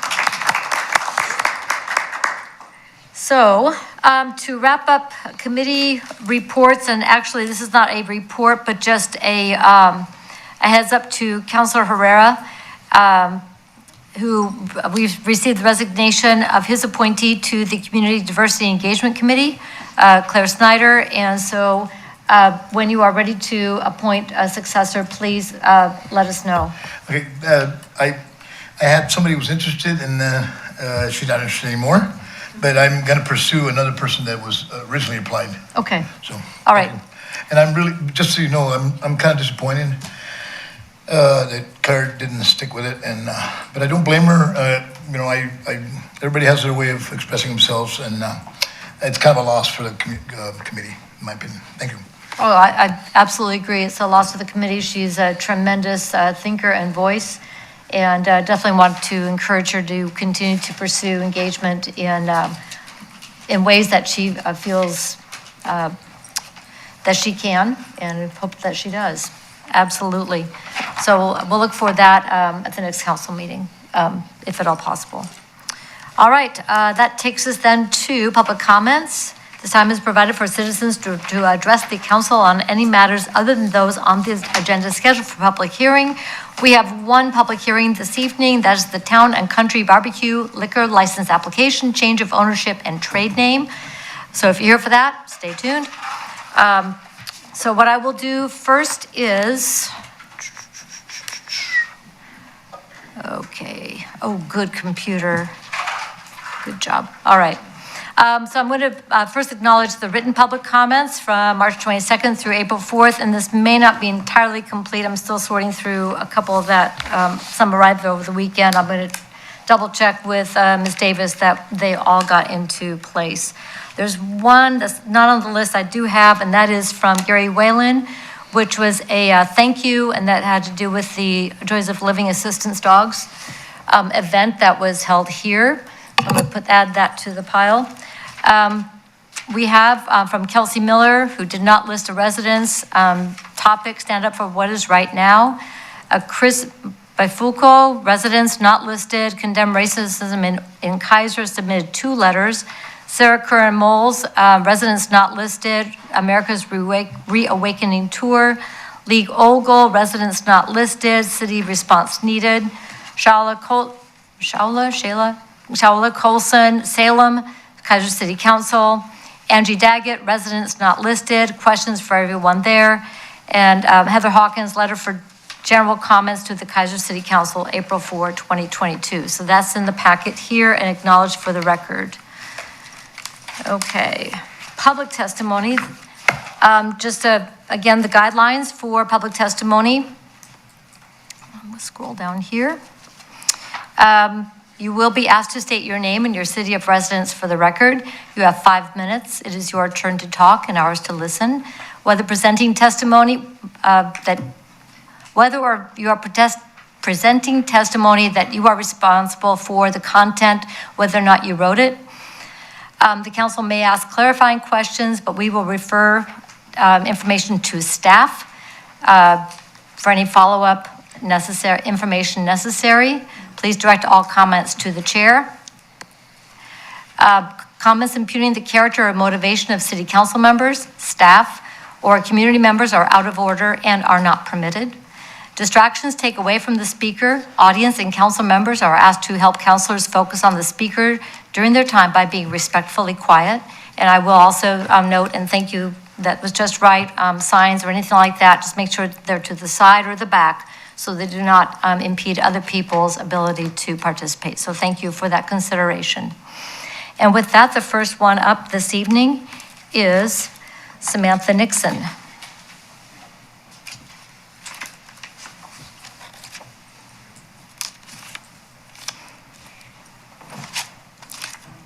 And if you just state your name and your city of residence for the record. My name is Samantha Nixon, and I live in Keizer. Thank you, Madam Mayor and Council. After watching the last City Council meeting and the commentary regarding the event at the Volcano Stadium this past weekend, I wanted to share my perspective. I grew up in Keizer, I live in Keizer, and I am an enrolled member of the Confederated Tribes of Grand Ronde. I would never claim to speak for anyone. I can only speak for myself, my experience, and my perspective. I am grateful to be a tribal member, and I am proud of the perseverance of my ancestors. the determination, sacrifice, blood, sweat, and tears that they poured into not only surviving, but healing and restoring our land, languages, traditions, and culture, and turning the tribe into what it is today has allowed for me and my fellow tribal members to receive things like healthcare, education, and many other resources. I am also grateful to be a resident of Keizer. It is a special community. I can walk around my neighborhood and smile and say hello to everyone who passes by me, exchange holiday cookies and treats with my neighbors, feel safe and protected by our police force, and have a real sense of community that can be hard to find. I appreciate the City of Keizer's proclamation recognizing the fact that the land on which we, the people of Keizer, reside on are the, quote, historic homes of the Kalapuya ancestors to the members of both the Confederated Tribes of Grand Ronde and the Confederated Tribes of Siletz, end quote. And I appreciate that the city recognized the tragic history, injustices, broken treaties, and exclusions of Native Americans that have occurred. In my opinion, the most important thing that faces us now is what action we can take to, as the proclamation states, quote, commit ourselves to a just and equitable future for all of our residents, end quote. I am grateful that the city does not have the power to limit or violate our rights to free speech, freedom of religion, or freedom of assembly, whether I agree with the event or not. Historically and presently, the restriction of rights by the government doesn't end well. I would encourage everyone to get involved in learning about our local history, our local tribes, their unique and diverse traditions, cultures, and perspectives. It is important to be informed about what issues are faced by Native people today and how to support tribal sovereignty and cultural preservation. For example, one real issue our local tribes face today is the restriction of our hunting and fishing rights. In November, Oregon Senators Merkley and Wyden introduced Senate Bills 3126 and 3123, which, according to the December article in OPB, would make it legal for the tribes to amend the restrictive permanent agreements that were written into the laws that created the reservations in 1980 for Siletz and 1986 for Grand Ronde. And we heard people talk about that today. The tribes were stripped of their land and federal status in 1954 when Congress passed the Western Oregon Termination Act. In the 1980s, the tribes signed agreements with the federal and state governments that restored their federal status and gave them some land on reservations, but there was a catch. The tribes could only be restored if they agreed to give up their fishing and hunting rights outside of the reservation through a consent decree. The Siletz and the Grand Ronde are the only tribes that still have these consent decrees in place, and they prevent the tribes from ever updating the agreements, so they might one day manage traditional salmon fishing and elk hunting on their own land, end quote. I would love to see city leaders come out and support those bills and support the state of Oregon working together with tribes to modernize our traditional hunting and fishing rights. I would love to hear meaningful discussion about what other issues people are facing and what realistic actions we can take to create a more just and equitable future. There are many ways to get involved and make an impact beyond inflammatory buzzwords on social media, and it starts with education and discussion. I found it offensive last week to watch individuals appropriate the pain of Native people to use as a mascot for their political agenda. Our lives will be made a whole lot better by working together toward real solutions. I appreciate the city inviting local tribal leaders and historians to share these stories in their own words and its effort to embrace all people from all backgrounds with all their various opinions. Thank you. Thank you very much. I appreciate that. Okay, any questions? Okay. Take a breath, take a breath. Are there any questions for Samantha? Thank you very much. Oh, Councilor Kohler. Thank you, Madam Mayor. Just a quick comment. Thank you for having the courage and the stamina to get through all that. I appreciate what you said. Thank you very much. Thank you. Yeah. Absolutely, thank you. Well done. Our future is in good hands. Speaking of our future and education, I would love to hear from Paula Giles and BJ Toey from the Keizer Community Library. And we will be getting copies of that book for you. I'll be following up with Chair Pigsley on getting those copies for our library. I'd appreciate that. I was going to ask you for that very information. I'll get hold of Tracy later. Yes. Whoops. Well, hi. It's been a while. I always start with a story, so here we go. So I'm going to just real quick, name and city of residence on the record. Sorry, Paula Giles, resident of Keizer. We're representing today Keizer Community Library. One of our main missions is to encourage youth in their reading. And reading opens everything, as we know. It opens the world to anybody. We're doing a lot of things. We have a lot of projects in mind to try to encourage that. One of the things we allowed is this year, for the first time, children have their very own library cards. I wish you could see their faces when they get those cards. It's like treasure. One little boy, about 8 years old, when I was at the desk, came in very seriously and pulled out his wallet and showed it to me. And he said, I have a grown-up wallet. I got a grown-up wallet for my birthday, so I could keep my library cards safe. And when Daddy comes home and he puts his wallet and his keys in the tray by the door, I get to put my grown-up wallet up there too, so I can protect my library card, because that's important. They come there so proud of that. We know that reading for children is integral to all of their futures, their growth, their improvement, their possibilities in life. One of the sad things about the pandemic is that many children lost progress during this time. And it's been a very big concern of ours to continue to encourage them to read, to take access to anything that they can. And we know through statistics and all kinds of surveys and studies and all that kids do better if they learn to do and read outside of just school. Reading is more than just what we do in school. It's outside that we really encourage and instill that idea internally that reading has good stuff for us. So one of the things that we would like to do this summer is start off our summer reading program. Hooray, we are no longer under such restrictions that we have been. And we'd like to kick it off on June 25th with a presentation and event with the Reptile Man. Unfortunately, our circumstances at the Heritage Center, we just don't have the space for a large group of folks. So we're hoping that the City Council, and you've always been so wonderful to help us with our book sales, we're asking, is it possible for us to use one of the rooms in the building for that presentation? We're hoping to get and encourage a lot of families to come to this particular event. He's well known.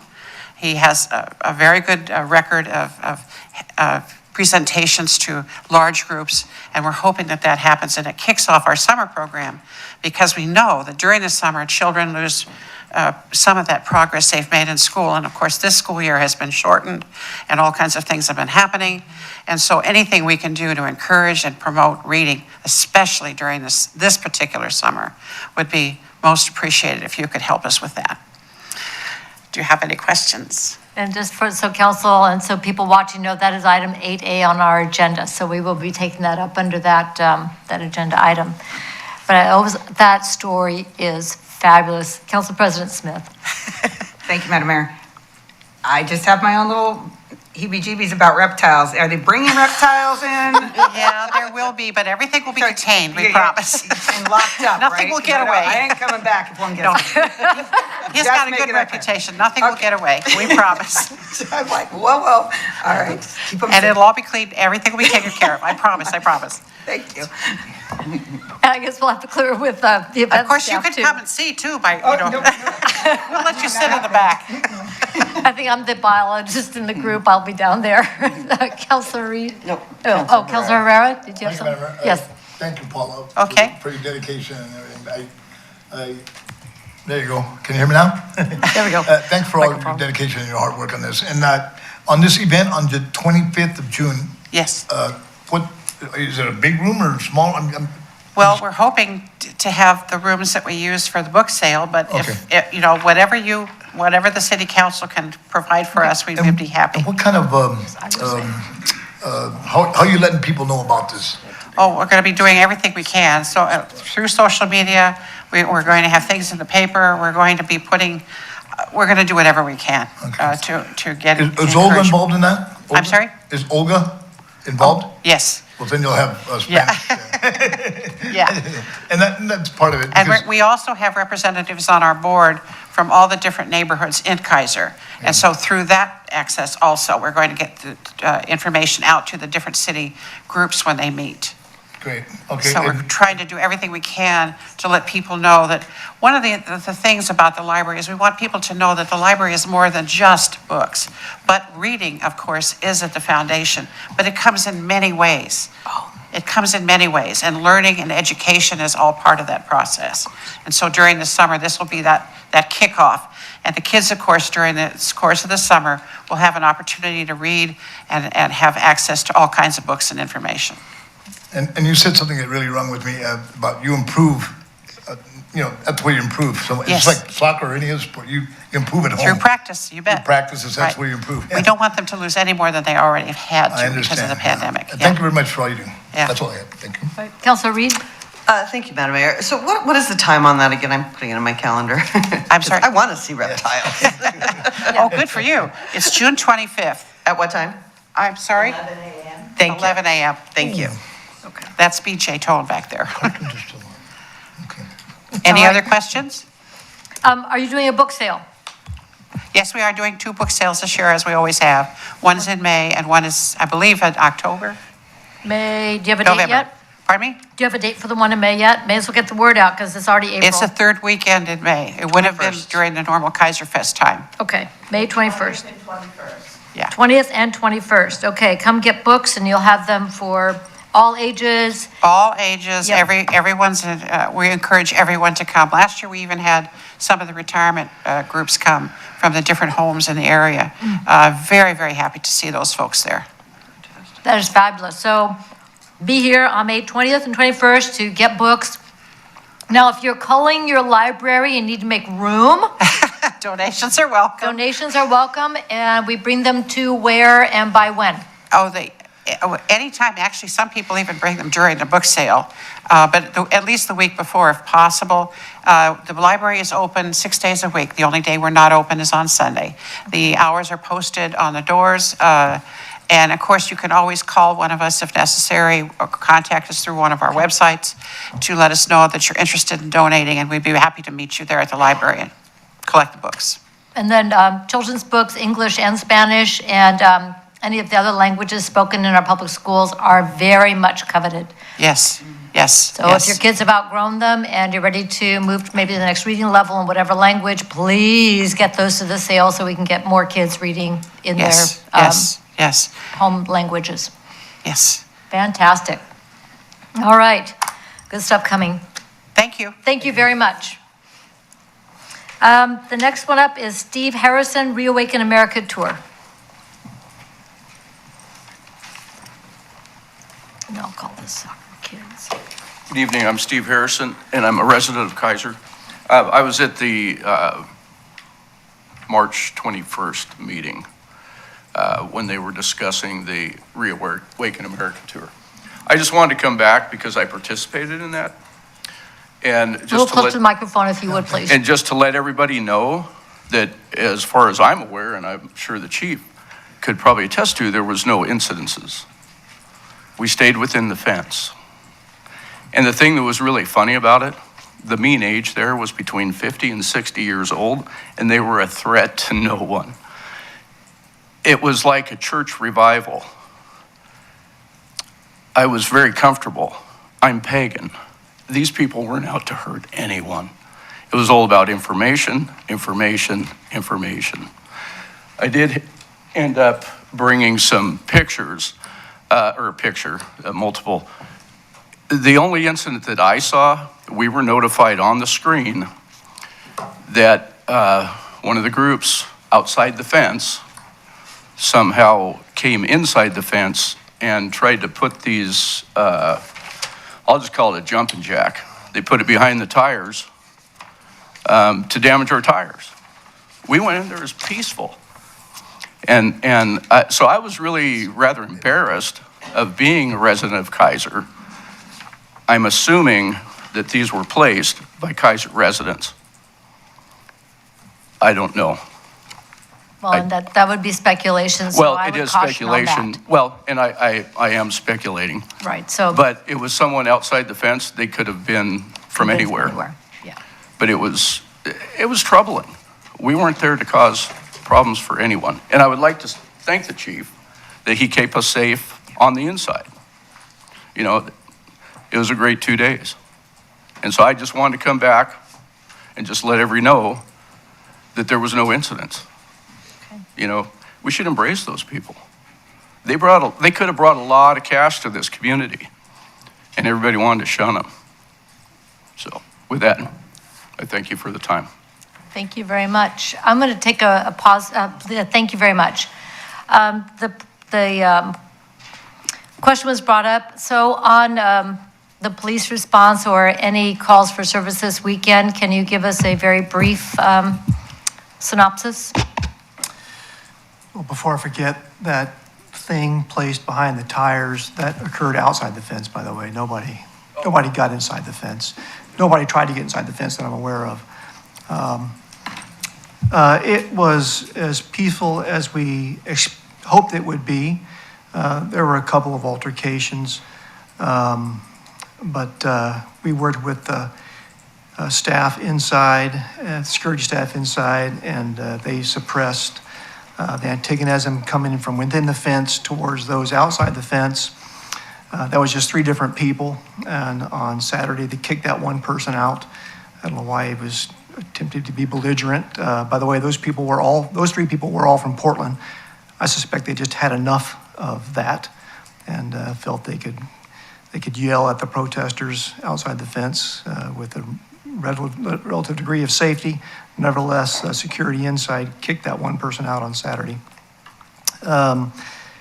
We had a number of police officers there, as you saw, just keeping a presence. And again, we had a couple of altercations, and we had a tremendous amount of appreciation for things remaining peaceful to the degree that our presence kept things peaceful. We conclude that they did, and we heard that they did, and we think that they did because we stepped in a couple of times just to make sure things remained peaceful. I do want to say one thing about the announcement that went out via Everbridge on Friday, or was that Thursday and Friday?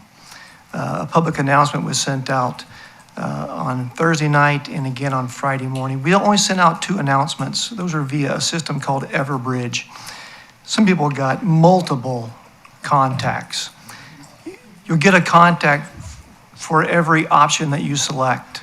If you select a phone call on your cell phone, a phone call on your house phone, Facebook, an email, a text, and I suppose the list goes on, you'll get a contact every single way you opt in. So if you don't want to get more than one contact, you can opt out of those. We are very judicious in our use of Everbridge. The reason we use that on this occasion is because there was some speculation that some protesters from up north may come down and try to stop traffic on the way in. And if they did, that would have spilled out onto Shamala Road at the interstate. And we just wanted to warn people that if you may walk into a mess. As it turns out, everybody on both sides was marvelous. So there was one rumor that people tried to keep posting on my page and other pages regarding who was running the security for the event. And I'll just come out with it. There were people who said, and somebody said here on the 21st that the Proud Boys were doing the security for the event. Would you please confirm? Yeah, I don't know any of those guys by sight. I do know that there were, as I understand, 3 different security teams. There's one team that travels with the Reawaken Tour, and there were 2 others that were hired local, and they're all professional teams. I have no idea who they hire. I was told that there were no Proud Boys that were hired to do anything. We did have 3 or 4 vehicle loads of Proud Boys outside the fence, and we know they were because they were dressed like them and they had sweatshirts on that said Proud Boys, unless others were impersonating the Proud Boys.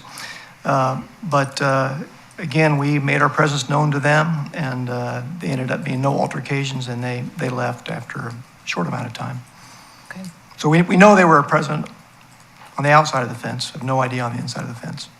Okay, thank you very much. Appreciate that information. Councilor Herrera? That system that goes out, and I got like 4 calls. Yeah. Is that cost the city money or is that free? Well, it's not free, it doesn't cost us money. It's supplied either by Marion County or by the city of Salem, our dispatch Okay, center. that was a question that was asked to me. And the other question, I have plenty of questions asked to me, believe me. The take on the picture of the guy with a rifle up on top of the stadium, what's your take on that? I haven't seen the picture. I have. Yeah. Yeah, rifle. Yeah, I don't know. I do know, I don't know. I was told that he was part of one of the security teams that were hired out of Portland. And I think he was there because of Eric Trump and part of the whole U.S. Department of Homeland Security, so U.S. Department of Homeland Security and Secret Service. I think that was part of all of that. Yeah. One day. And the other thing is that, so. And by the way, I'm just saying I think. I know about it much about it as you do, Roland, I'm sorry. Okay, the other thing that was, before this whole thing, everybody worried about Antifa, and so what was the big impact of Antifa? Well, they were there. I mean, it's not just These are speculative. Portland people, is that correct? Pardon me? The Portland people? I don't know that on their, in their chatter, they had about 30 that said they were going to come down from Portland and about 100, I guess they have about 100 members locally. And again, I'm an outsider to all of this, so we're just relying upon what we're seeing in the chatter. I don't know if they actually have 100 or 10 in Salem, but there was a contingent of them that did come down from Portland. Again, they, like the Proud Boys, they had their flags, so we assume it really was them. And, they were antagonized by a couple of these people inside the fence. And you could see them kind of getting excited about that. And that ended up getting suppressed very quickly. Again, Proud Boys were present outside the fence. And so we knew that they were there. We knew that Antifa were there. We knew they don't get along. And we kind of stuck close to them, and that resolved itself. Thank you very much.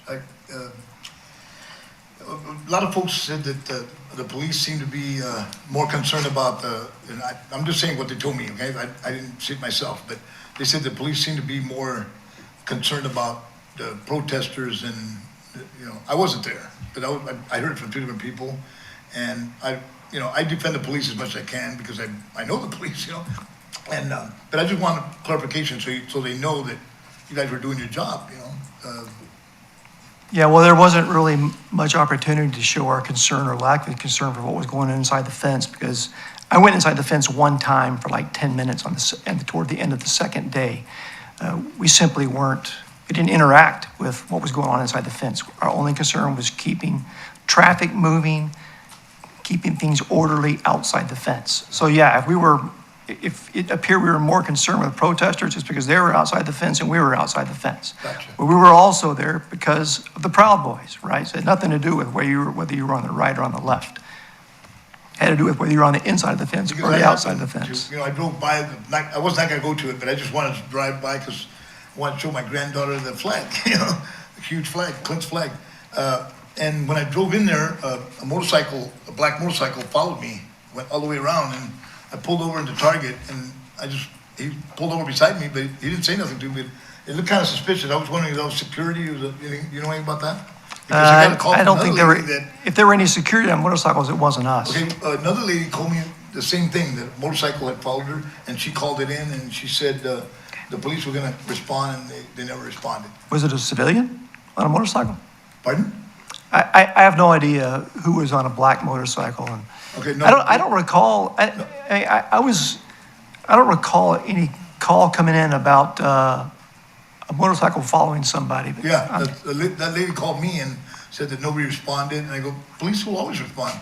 And she said, I heard him on TV say that there's somebody innocent will respond on the outside. And so Yeah. I just told her, I'll ask the chief, because I know that they respond, obviously. I have an email relative to that I will forward to you, Chief, and then Okay. you can check with the records that you have. Sure. Okay. Thank you. I was in the IC for, hour, the whole time, unless I stepped out for a few minutes, and conceivably something could have come in like that. But evidently it resolved itself. All right, thank you very much. Thank you. Appreciate it. That's good information, and thank you for helping get the facts out. Really appreciate that. Okay.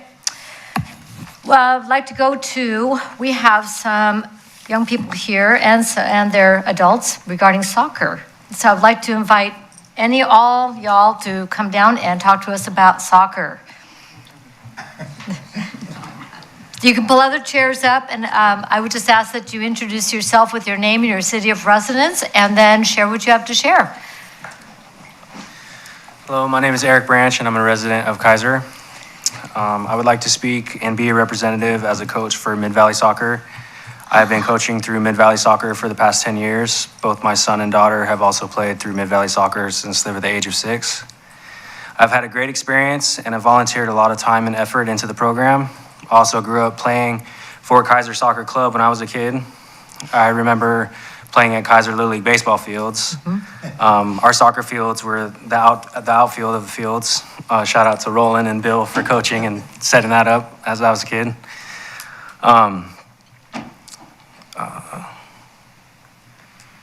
Growing up here, we never had the opportunity to have a home turf field. Even back when I attended McNary, we always played on the grass. It has been great ever since McNary has put in a nice turf field for the high school and for the Keizer community. It is awesome to see the kids have something nice to play on and enjoy. As a coach, I run into many obstacles trying to find a place to practice or where to play games. Fields are limited due to many reasons: weather conditions, field conditions, daylight, safety and atmosphere of certain parks and areas. These have all been obstacles for my team for many years. With only McNary as a turf option, it can be limited for rental to the community since it is meant for the school athletics. And also cost comes into play, which makes things harder for a team to afford and reserve. As a coach, you try your best to be prepared, have answers for parents to make your season run smoothly for them and the kids. Having a turf field for Mid-Valley Soccer could do that for Keizer families, and access to that would be a huge benefit to the program and to Keizer kids for all sports. A place that we can really develop players and their skills, a place that they can be proud of and feel safe at. I really think it would bring Keizer athletics and soccer program to the next level, and also help us prepare athletes of all sports going into high school. Mid-Valley Soccer has done a great job using what has been available to them at Whitaker Middle School. With all of the teams they manage, these turf fields would be a huge benefit to the club, and hope that they can use these fields to help coaches like myself and others who I know deal with the same struggles and problems throughout the entire year. We have a lot of talent in Keizer youth sports and have been growing as a soccer community, and I hope that these new fields can be a part of Mid-Valley Soccer's future and possibly be a place to host tournaments and bring other teams to our city for a great sports experience. Thank you. Thank you very much. And who do you have with you? This is my daughter, Kaya Branch. Hi, Kaya. Hello. If you would just say your name into the microphone so we can hear you, and how old are you? I'm 11 and my name is Kaya Branch. All right, thank you. Yeah, make sure the microphone's a little closer to you, okay? You can pull it down. Good job. Me and my team play for Mid-Valley Soccer Club, and I've been playing soccer since I was 6. For this last year, it's been hard for us to find a turf field to play on. A turf field would be really nice to play on in Keizer. It would make it easier for our team to get a field in town so we wouldn't have to do long drives just to practice. Sometimes we haven't been able to practice because all the fields were closed. So we would really appreciate it if we could have a nice open turf field, a place where we can feel proud of and where we can feel safe.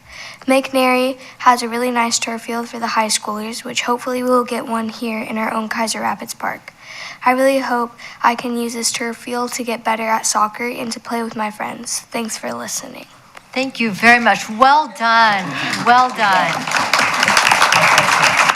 Good job. Yes, I know. Who wants to follow that, right? Yeah. Hello, thank you, Madam Mayor and City Council. My name is Ryan Kennett. I reside in Salem. I've been a volunteer with Keizer Soccer Club originally, now Mid-Valley Soccer Club, for over 11 years. And just I want to, one of the things that resonated tonight listening to everyone speaking is about the spirit of volunteerism. And that's what makes our club really unique with the number of volunteers that we have. We're all volunteer coaches, our competitive coaches. You go to other clubs, that is oftentimes a career for these people, a financial thing. But, many do it because they love it. But without the volunteer base that we have, we wouldn't be able to do what we do with the overhead that we have. Our fees are very low. Our competitive teams, I did some math for you guys because I do want you to hear some math and some numbers. And so if you look at like our competitive teams for the amount of money that they pay per year, individual players pay approximately, it's all approximate because it just depends on how many tournaments they enter, but approximately $750 a year. Of that money, I would say 400 or more goes to just the turf costs. And so just the overhead for gear and playing in tournaments, paying for referees, far lower. So, we're hopeful that we can hop into a partnership with the city of Keizer in another way and be a steward, be a caretaker, and be all in it with you with this Keizer Rapids development. I hope that you would consider us for that because we have a lot of dedicated volunteers. Eric, Miguel Camarena, who is our executive director, we've been with the club for a long time, so it's not like we're flighty. We're here to stay. We love what we do, and we definitely would appreciate your consideration. So thank you for your time tonight and listening to us talk about it. So you're going to be at the work session next Monday, correct? 6 o'clock? We're having a work session on this topic. You are now. I guess so. So yes, come on down to have that conversation. We're going to be talking about the proposal regarding turf fields. And just so you know, our son, my husband's in the back here, our son plays Keizer Soccer Club. And I was the treasurer selling those little soccer shorts and those little tiny shin guards and everything. And thanks to soccer and the other sports my kids did, I know every single rest stop by name between here and the border of Canada. So a lot of travel. But fabulous opportunity to see if we can step it up for our young players and expand the opportunities. So if you would please join us Monday night, 6 o'clock, we're going to be having a work session on this topic. And where's the location? Right here. Yep, come on back. All right.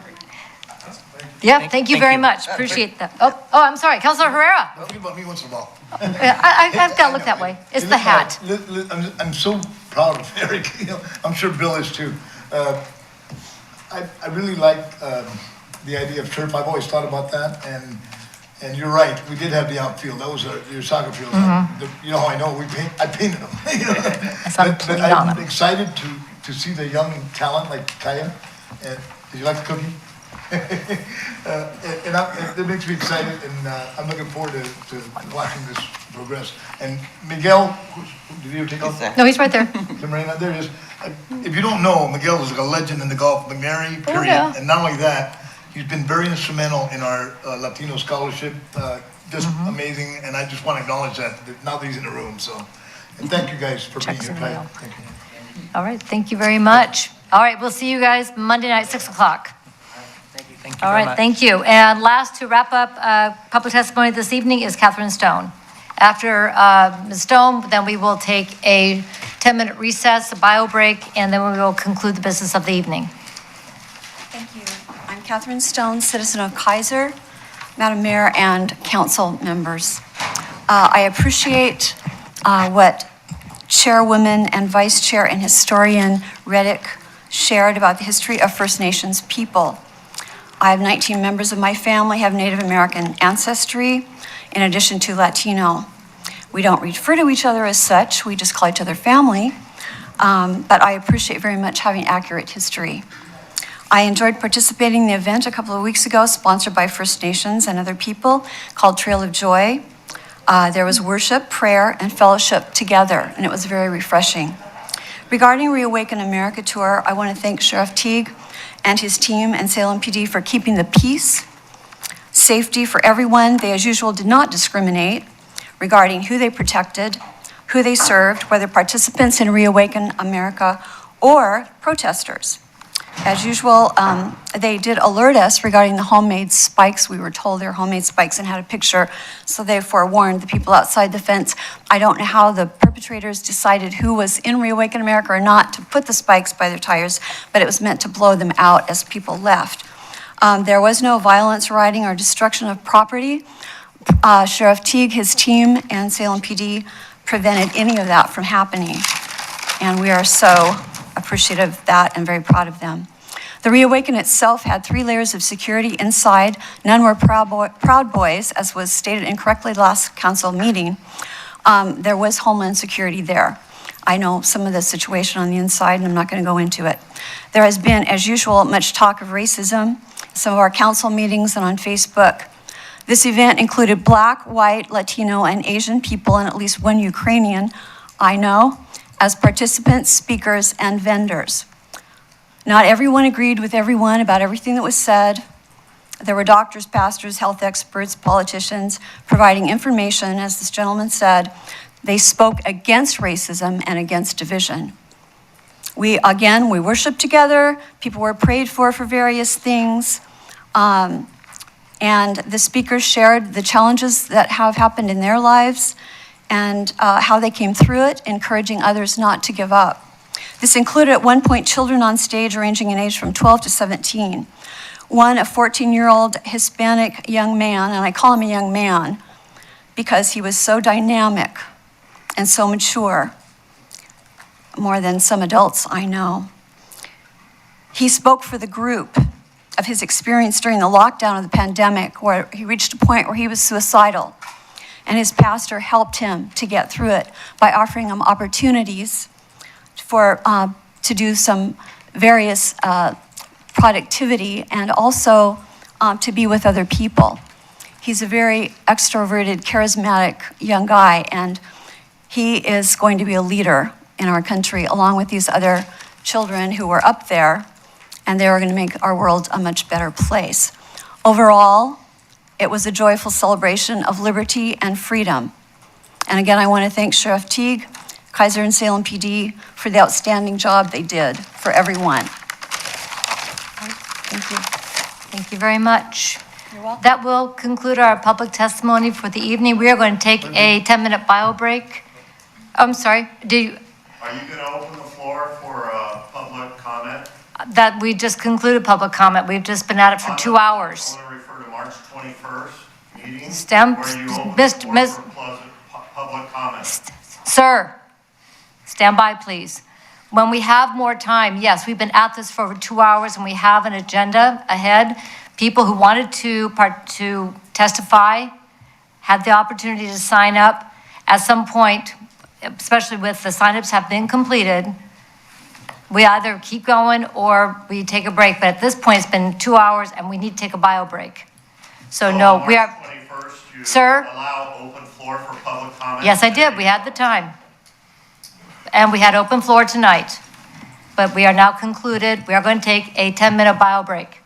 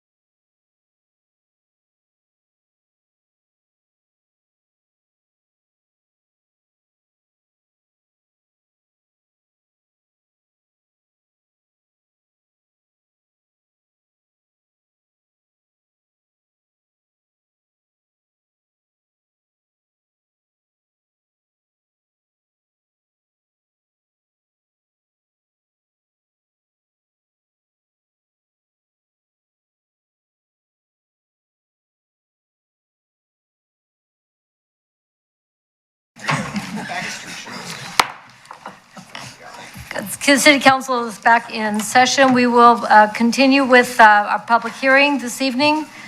The item 7A, the Town and Country Barbecue Liquor License Application Change of Ownership Trade Name. City Manager. Thank you, Madam Mayor. This item is still being investigated by the police department. They're doing the background check, and we've asked that in the staff report, there's a recommendation to continue the hearing until our next city council meeting on the 18th. So I need to open the public hearing. So that's now on the record. So this will we'll take information tonight, and then we will continue it to our next meeting, which is April 18th. Okay. So on the staff report, was there any questions by the council at this time?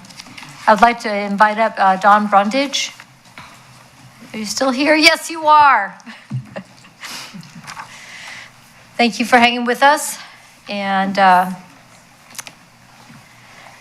welcome. So tell us about the barbecue. Okay, let me get the name of it. Town and Country Barbecue. So my name is Dawn Brundage, and thank you so much for taking the time to put this on your agenda. We applied for our OLCC license to continue business and operations. Oh, pull the microphone up to you or move. Okay. There we go. Thank you. Can you hear me now? Okay. Yes, we can. So we basically applied and completed all of the required documents and everything for the OLCC license so that we can continue operating our business, which we started in February of 2021, and we had to stop in September of 2021. There is currently a litigation in process just with the owners and in regards to a lease agreement. And this is kind of like the final piece that we just need to obtain. So we have done all the credentialing with Roslyn Espinoza through the OLCC Liquor License Committee. We're just waiting for an answer once all the information is complete on the background check and whatnot. Okay. Well, thank you for giving us more information on that. Any questions? Councilor Herrera. Did you say Brundage last name? Brundage, yes. Are you related to Denny? No, I'm his daughter-in-law. Okay. Yes. Because Denny was one of my heroes. Yes, I'm his daughter-in-law. I worked with him, and people know it, but the guy was a really good ref. Yep. He actually did the Olympics. Yep, He did. I appreciate you showing up. You're welcome. Thank you. All right, thank you very much. All right, thank you for your time. Thank you. So at this point, is there any other information the council would like to ask at this time, or shall we will just continue then this hearing till April 18th? Good, Mr. Johnson? Yes, Madam Mayor, thank you. All right. The hearing is continued to April 18th, 2022. That takes us now to administrative action, item 8A, which is the community center fee waiver, Keizer Community Library. City Manager. Thank you, Madam Mayor. You've already heard a presentation from the community library. You have the staff report. There's really nothing I can add except to say that it has been the practice during my tenure here to generally grant fee waivers for worthy community causes. Thank you very much. Any questions on the staff report or the request? Just count the reptiles. Count the reptiles. Count the reptiles coming in and going out. Okay. Let me go. I'm scrolling to the bottom of this. Okay, so we have options for consideration to grant the request for a complete waiver of fees associated with the event, which is the $300 rental fee plus the $750 refundable security deposit. Of course, in all cases, insurance is required, and any actual damages, should they occur, and I think is highly unlikely, since I don't think reptiles generally chew the furniture. I think we should be good to go. I know you never. All right, Council President Smith. Thank you, Madam Mayor. I move the Keizer City Council go option 1, grant the request for the complete waiver of fees associated with this event, $300 rental fee plus the $750 refundable security deposit. Second. It's been moved and seconded that the Keizer City Council grant the request for a complete waiver of fees associated with the event, which is the community the Keizer Community Library event, with the $300 rental fee plus the $750 refundable security deposit being waived. Any discussion? All in favor signify by saying aye. Aye. Any opposed signify by saying no. Motion passes unanimously. Item 8B, which is a draft environmental assessment, Confederated Tribes of Celeste Indians, Salem Gaming Facility. City Manager. Thank you, Madam Mayor. Before turning it over to Shane, I just wanted to briefly explain that the environmental assessment has been published. It's, I think, was it 2,500 pages? 2,700 pages. Obviously, Shane read them all. And really at this point, I think the decision point for the council is whether or not you want to make formal comment on the EA. My recommendation is there really isn't a need at this point. The EA isn't going to determine the decision in the end. From the state's perspective, it's pretty much at the discretion of the governor, and we're a long way from that point. However, if members of the council in your own review of the EA saw something that you thought was troubling, you may want to pass those thoughts along. We as staff did not feel like we had the expertise to do an analysis, particularly on the traffic study. We were kind of waiting for the city of Salem, which is where most of the major impacts would occur. Unfortunately, they have not yet completed their work, and it has not gone to their city council. So I don't know that we have any independent recommendations to make about what the conclusions are in the EA. With that, I'll turn it over to Shane to add some professional expertise. Well, let's not get too carried away. Thank you, Wes. Madam Mayor and Council, so before you, I did a brief kind of staff report on the findings in the environmental assessment. And just a couple things to note. I think Wes did a great job of explaining what the EA is, and really it's a first step through the NEPA, the National Environmental Protection Agency. So it's kind of their process to determine whether or not there's they call it a finding of no significant impact, or a FONSI. So if they can make the FONSI, then they don't have to do a full-blown environmental impact statement. However, if they say, yeah, you have to do an environmental impact statement, that would be kind of the next step for this process. The EA itself there's a ton of information. It's literally over 2,700 pages, and no, I'm an honest guy. I did not read every single page of it. However, I did read the entire EA parent document and spent a lot of times in the 1,200 plus pages in the TIA. And that, I can understand the executive summary, but I'm not a traffic engineer, so there's a lot of charts in there that are just a lot of pages. I don't know what any of those mean. But I kind of wanted to point out, because what we had heard was concerns from council early on regarding traffic and housing were kind of the two big ones. I did have conversations with City of Salem staff. I talked to their land use planning folks, talked with their transportation folks, and I also had a conversation with Dan Fricke at ODOT. The TIA was scoped through a collaborative process with Nate Brown and City of Salem staff, Marion County staff, and ODOT staff before they did the TIA to determine what intersections are to be studied, what things need to be looked at. And so the big thing is that came out of the TIA is that essentially, yes, there are some mitigations that are needed and identified. I kind of laid that out in the staff report, and they're dependent for the traffic impacts in Keizer. They really don't matter what they do. Those mitigations have already been identified through the IAMP project, the Interchange Area Management Plan, as well as the Keizer Station TIA that was done before the Keizer Station development happened. So essentially in their TIA, they said, well, whether or not we build or don't build, there's improvements that are needed that have already been identified in other planning documents. However, what they did say is if they build the casino project as the proposed alternative, and Councilor Johnson had mentioned to me, she said, you didn't really say anything about what the alternatives are. And so with an EA, you have to give alternatives to whatever you do. Like when we built the boat ramp at Keizer Rapids, that's like my closest involvement of an environmental assessment. And we had a consultant that helped us through that process, and they had to give hey, if the boat ramp was here, or if it was this position, or if there was no build alternative. And in this case, the casino project essentially had 4 different alternatives that they went through the EA document, which I think is why it was so stinking long. But basically it was their preferred alternative, which is 500 rooms of hotels and 2 towers, like one 200 and one 300 room tower, and then a large gaming facility. And I think it's like 770,000 square feet total between the buildings and the gaming area and conference area and everything else. The less intense alternative, which is still the same gaming facility, the same gaming amounts, but I think it's just 300 units of hotel, just 1 tower versus the 2. And then there's a third option of no gaming, and then there's a fourth option of no build.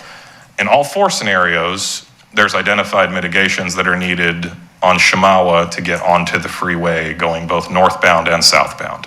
So from a quantitative perspective, I think they've submitted adequate information. The qualitative, however, it would be my recommendation that we kind of depend on ODOT, and talking with ODOT, their region traffic engineers reviewing it, their team has been looking at the TIA and analyzing if there are things they need to do differently with that TIA.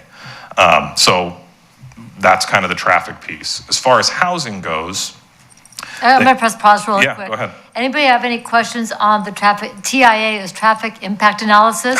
Gotcha. But I think more to the. Explain all the others. I know. Sorry, I tried. You get brownie points on that. But transportation is acronym E's. The only one that's worse is another area I work in. So on the traffic impact analysis, really looking at the impact of that, the scope of that development, the capacity of both interchanges, and that's the big one for us is the Shamawa, because the original didn't include the northern interchange, but now it does include both, if I have read that correctly. As far as the scope of the TIA, they looked at the Shamawa on-ramps, and they looked at Shamawa Keizer Station Boulevard as well. Okay, so that whole area is now included in the whole traffic impact analysis Yeah, I think there was area. like 25 intersections that they studied, Okay, and there are different alternatives. perfect. So yeah, so I mean, again, I think there is, obviously, I will be interested to see ODOT's comments. They have indicated that they will give us copies of those once they are done. When I chatted with Dan, I was hoping I would have it by meeting time, but I haven't got anything from him yet.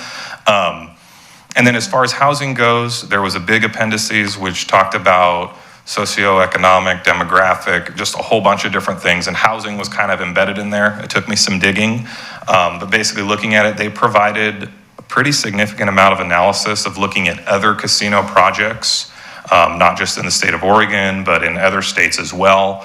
And they kind of provided some data as far as how many jobs they believe it'll create and how many new families to the area it will bring. And I believe, I put it in there, I think it was like they're looking at 185 new households. They would already be households that are here for employment base and people that already live in the nearby region. And based on the data in the housing that's in Marion County, Keizer, and Salem, there's a more than adequate supply for 185 new houses. And I know that there is, we look at that and we look at the market and we say, well, is there really? Again, they're basing it on data that's published data that we look at. So an EA isn't going to look at affordability of housing, for example, or what the market is. So anyway, but that's the information that they provided. So, yeah, I'm on the same page. So with the affordability of the housing, is that something we can push? That not only do we want to know about, is there housing available? Okay, anybody here think that there's housing available in our community? I didn't think, no. So that's a hard reality. I mean, we've got some experts on this dais in that area. Second is going to be the affordability, the match between the wages and the affordability, again, that and the housing cost. So can we push for that data to be included in comment? That is going to be very, very important to what we're looking at here in Keizer. Yeah, I mean, I guess what I'm saying is they did include data. It would be a difference of if whether or not you believe the data or not, I guess. Councilor Stark. I'm not going to debate the data. I guess my question is, when they say that the availability, that there's adequate supply, is that adequate supply housing that's already built? Or are they taking into account the ability of, or the capacity of buildable land? Is it, and then my other question would be, is it single family housing?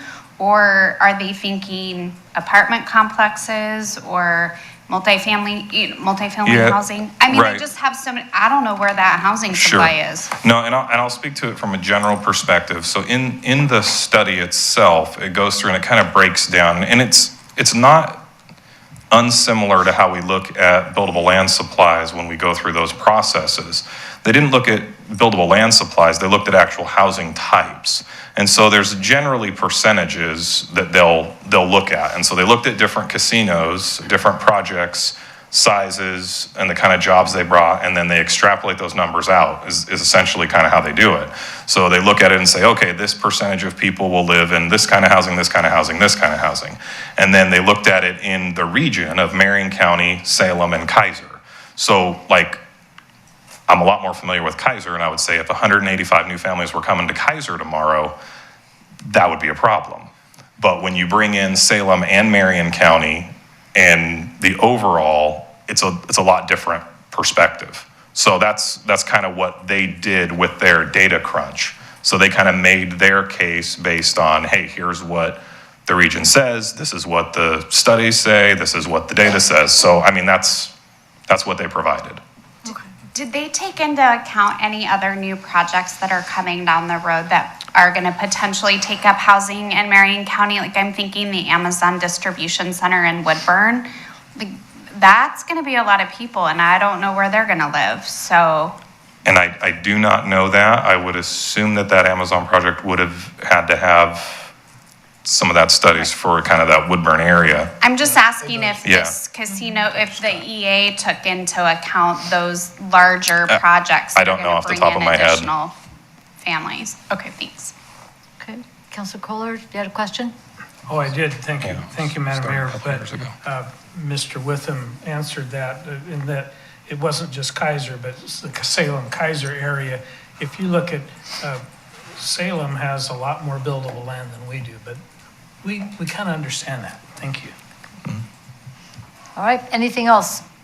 Councilor Duran. So the only people that look at Keizer's land supply is Keizer, because we're lumped in with Salem. So when anything's thought about in the area, they think about our urban growth boundary, which is tied to Salem. So it really doesn't matter to anybody but us that we're short on supply. Right, and the other thing to kind of point, even when we do housing needs analysis and buildable land supply, there's always an assumed vacancy rate, which is based on the historical data trends and what the vacancy rates are. So like, I don't remember in the last HNA, but it might have been like a 3% vacancy rate or something like that in Keizer. So that, yeah. No, and I know it changes on a daily basis, but this is, the EA document was, this is a project that started, I think the TIA was scoped in 2018 or 19. So that's the other thing that's hard, is that as time goes forward, there has to be kind of a point in time that they pick to say, this is when we're looking at it, because this is what we have to look at. So I think that is difficult to, it's difficult to know. Is that perfectly up to date? I have no idea. So, but anyway, that was kind of my explanation, kind of at a 10,000 foot look. And if you have any more questions, I'd be happy to try to answer them or get you answers. But yeah, I think tonight the big thing was trying to get input from you all as to whether or not you want to direct staff to make formal comments to BIA on this EA document and what those comments kind of need to be, so. Well, I do have one thing I'd like to put out there, and that would be to follow up on the two issues that we've raised from the beginning. That is on traffic impact, ensuring that there is sufficient capacity at both interchanges, as well as access to the interchanges, and recognizing it's on the east side. We already paid our part on the west side of the Chamawa interchange. I'm thinking about other things now. And then the other is on the housing, making sure that data is fresh, making sure that the housing that they're counting on is not going to add additional commuter miles or not provide for the alternatives necessary. We're looking at transit, bike ped, as well as motor vehicle transportation for employees. Really want to be comprehensive on that because we want to make sure it's a good fit for the area, not just the development itself, but how it interplays or intersects with that whole portion of East Salem and beyond. So those would be the two areas I'd really like to focus in on. Councilor Reed? Thank you, Madam Mayor. So just in terms of the process, is this the time to make those kinds of inquiries, or is that more for later down the process? Well, clearly, I'm not the one that would rule on an EA. Generally, chatting with other folks at Salem and Dan Fricke at ODOT, he implored to me, he said, just make sure that your comments are specific to the EA.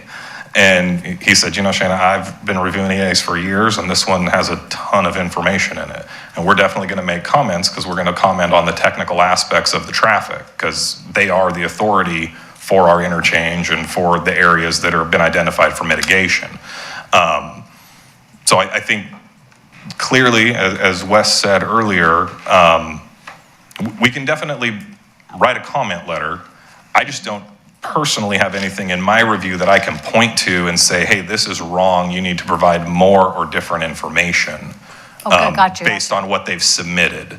That's really going to be that NEPA decision to determine, have they given enough information to get a favorable determination on hey, there's no significant impact and this is all you need to do, or there is a significant impact, so do a formal EIS. So that's kind of a question yet to be determined because we don't know what they will decide. Okay. I mean, based on what I've read so far, and I also, like you, I zero in on the parts I understand, which is very small. But I didn't see anything there that said they didn't address those two particular issues. I just want to make sure we keep them front and center from the Keizer point of view. Anything else? Okay. So at this point, it sounds like no formal letter to ask for anything additional is necessary at this time. Did I read the council correctly? Okay. Okay, thank you very much. And when we get the comments from Salem and ODOT, we will forward that on to council so you guys know what has been submitted by others. So. Okay. Oh, and then Council President Smith, do you want to make that comment for the record, please? I have no opinion for the record regarding this. Thank you. Thank you. Okay, that takes us then to item 8C, which is resolution adopting the City of Keizer Council Rules of Procedure, repealing Resolution R 2021-3167. Thank you, Madam Mayor. I will happily turn this over to the city attorney.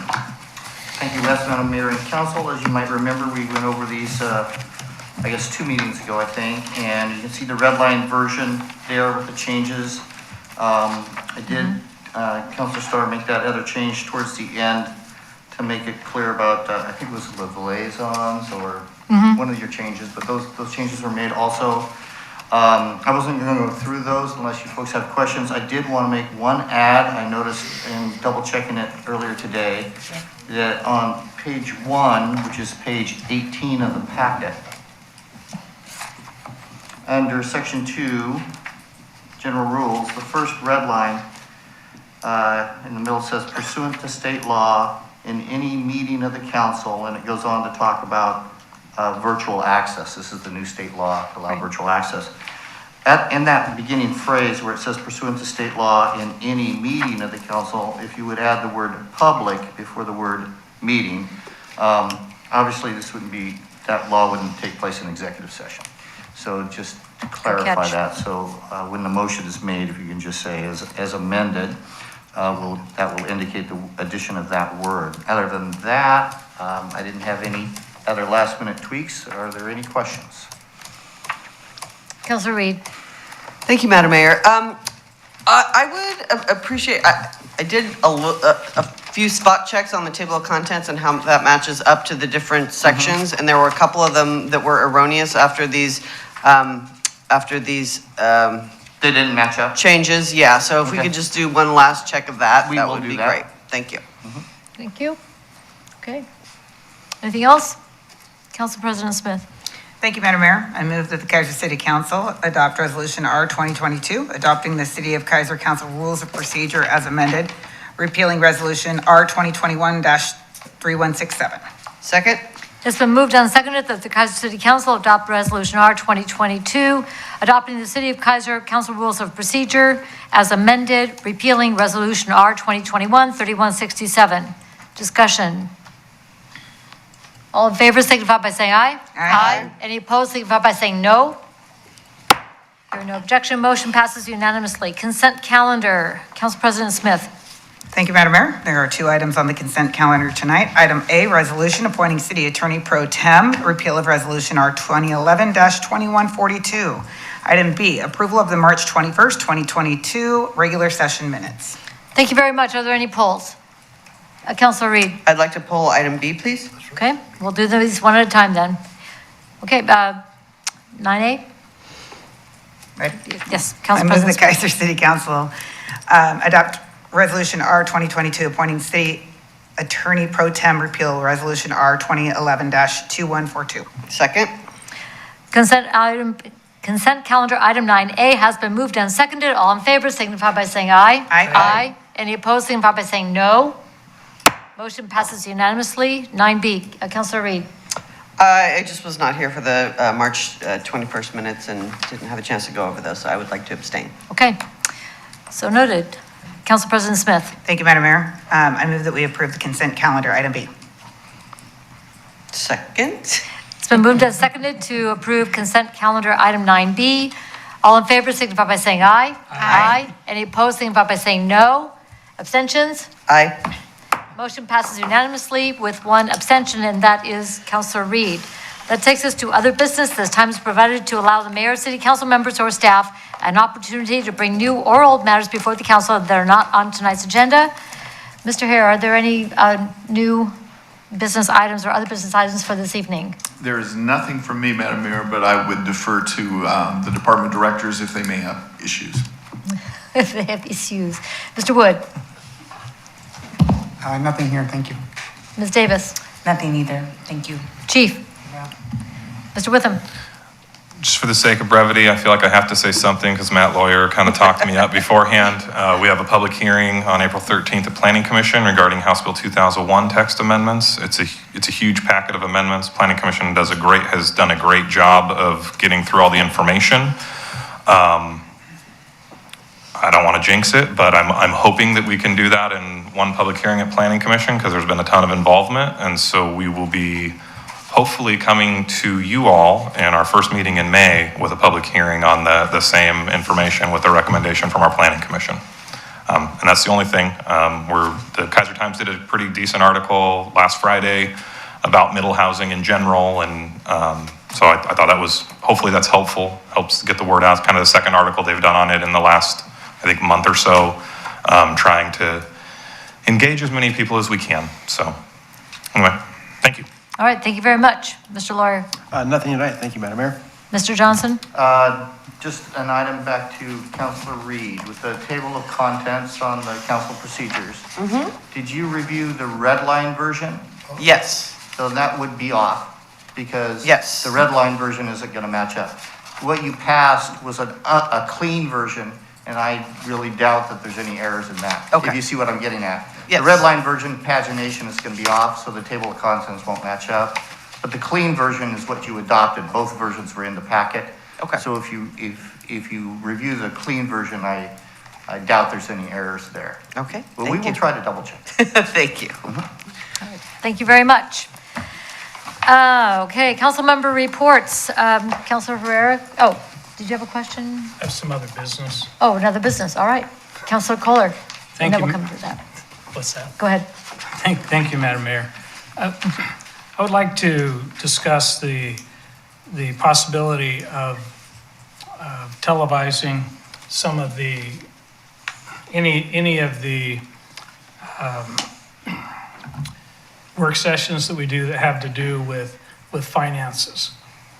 I think that if we do that, we're going to provide more visibility to the public, what's going on. If we're there's some of the meetings that we televise that I don't know that we really have to. I talked with Mr. Wood earlier today, and he said we do have budget to be able to do that. He said usually we have maybe 2 or 3 of those during the year, which I think that if we televised them, it would give the public a little more clarity of what we're doing and how, and allow them to contact us a little bit more. And are you suggesting, and I would concur with televising these upcoming work sessions, one on the library and the one on the turf fields? Very much so. Mr. Wood, is that a go? To the extent that we can get staffing to run the equipment, we can move forward with that. It is a little bit of a late notice to get our new K-23 folks involved, so. Well, Philip's backstage, and hopefully he's checking his calendar and listening. I know he pays very close attention to the meeting, so hopefully we'll have an answer pretty soon here. And I would agree, these are going to be 2, we heard about both of these tonight with the library and the turf fields, and I think that would be a great way to make sure that the community is hearing this conversation, because it involves partnerships, ARPA funds, the American Prosperity and Recovery Act, acronym, and opportunities for the community. So thank you, that was a good idea. Anything else? Do we need to make a Madam motion Mayor, is that a to do consensus that? issue? Yes, it Any is. objection? Any objection? No objection. Okay. Council reports. Councilor Herrera. You started with me last time. Oh, okay. Well, it's gonna be fair, you know? I know, it's only fair. All right. Duran's looking like me, like, what about me? I'm dying to talk. All right, fine. We'll flip it around. All's fair. I don't think I have anything tonight. Well, all right then. I thought I had a few minutes to think. I already covered Planning Commission, so you're good to go. Councilor Starr. Great. Thank you, Madam Mayor. Just want to acknowledge the Keizer Rotary Club for a great event on Saturday night. So congratulations, Chief. I would also like you to comment on a wonderful event on Friday to kick off the Child Abuse Prevention Month. Yes, I'm calling you out. It was a great event to kick off Child Abuse Prevention Month in April. We had well over 100 cars, all law enforcement from throughout Marion County. I think representatives from just about every nonprofit in Marion County that serves children, government. Thank you, Mayor, for coming as well. It's turning out to be something that we did to pivot during COVID has turned out to be one of the, I think, one of the most anticipated events of spring. And it's always lovely to end up at the state capitol and enjoy the cherry blossoms. But thank you to our Keizer community members who also came out to support. So we're not just bringing awareness, but we're telling our children that we care about them. And if anybody saw there's a new report out from the CDC that talks about the increase in child abuse during the pandemic, and it just wasn't getting reported. I am so grateful for that report because I have been talking about that since the pandemic started in 2020.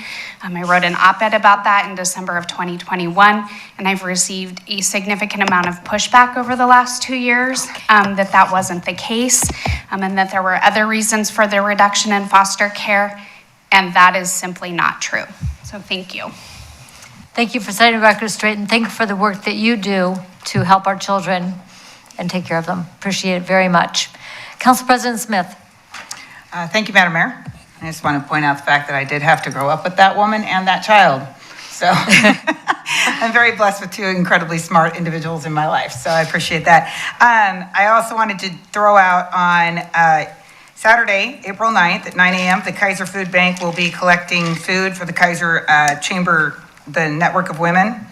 And it's for the holiday giving basket programs. The cans collected will go to fund the McNary grad party. And the McNary grad party will be selling the Krispy Kreme donuts for $12 a box. And it's at the Keizer Food Bank. So a little shout out. I've got a couple employees that have seniors this year, so they were asking to make sure I shared that. And I'm a senior. And yeah, for you as well. And happy birthday, Miranda, and happy birthday, Mayor Clark, as well tomorrow. Thank you. Thank you very much. Councilor Kohler. Thank you, Madam Mayor. I just have 3 pages of stuff here, so we're good. Thanks, everybody We'll who have came to to the take a Keizer break. Community Dinner this last Wednesday. I appreciate that. We had more people than we thought and then thought we were going to have, which is good. Great grub. It was really good. Thank you for coming. 328, we're saddened by the needless deaths of the 4 people and the 2 that were injured. Our thoughts and prayers go out to their family and friends, their loved ones. 29th was the National Vietnam War Veterans Day. It marked the anniversary, March 29, 1973, the day combat and combat support units were withdrawn from Vietnam after serving there for nearly 20 years. Thank you to the brave men and women and families who served along with them, sacrificed during the Vietnam War. We remember you, we honor you, and we salute you. April's Child Abuse Month. If you need some of these, excuse me. Prevention. Prevent child. Sorry. Yeah, if you need one of these things, come talk to me. I know where to get them. Okay, thanks for everybody that makes all that possible.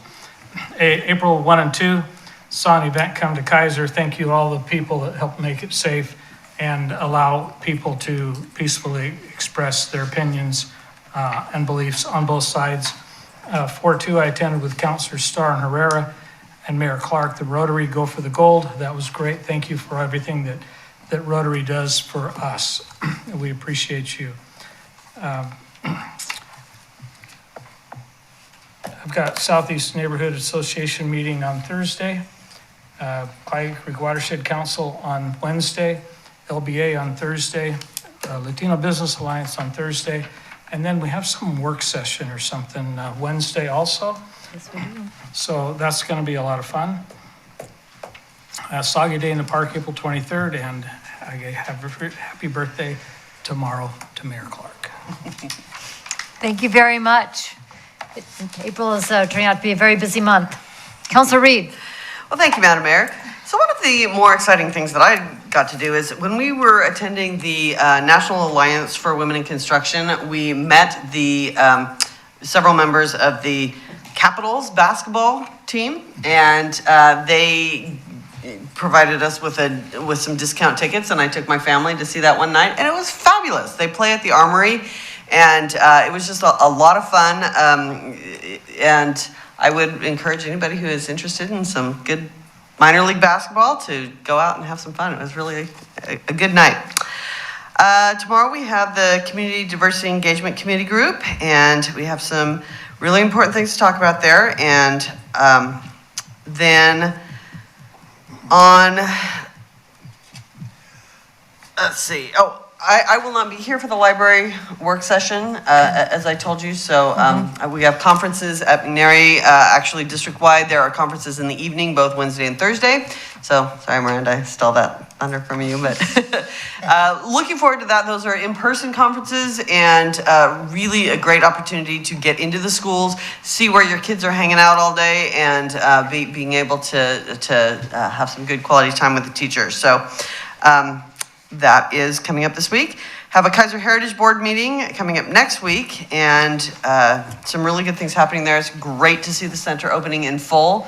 All of the organizations are running full bore. Every time I turn in here at about 4 o'clock or so, all of the organizations are busy doing their thing, and it is a great boon to our community. And then we have West Keizer Neighborhood Association coming up also next week. So that is it for me. All right, thank you very much, and good luck with the conferences. That's great to get people back together. Councilor Herrera. Thank you, Madam Mayor. I got nothing. No, actually, I do. April Fools. Well, yeah, there we go, yeah, April Fools a I few want to days start later. off by saying happy birthday to both of you. Thank you. How old are you guys? Just kidding. Old enough to know better. I never ask a lady how old they are. I How heard much you guys ask weigh? her. Let them go right there with them. Seriously, I had a busy week, and I'm just, some of the highlights. I want to thank Tim Coburn, affectionately known as Kobe. I gave him that name many years ago when we worked together, and he spent 35 years with the fire department, Keizer Fire Department, and I miss our Friday breakfasts, and he did just a wonderful job, and I really am grateful for all he's done. So on his retirement, I want to thank him for all his volunteering efforts. I also was at the Rotary dinner. Were you guys there? I saw Shani. I waved at her. I mentioned that I was there with you. You were? Yeah. Oh, yeah, I didn't see him. Okay. Anyway. We just there didn't was a win lot the of people there. 10,000. I mean, it's cool.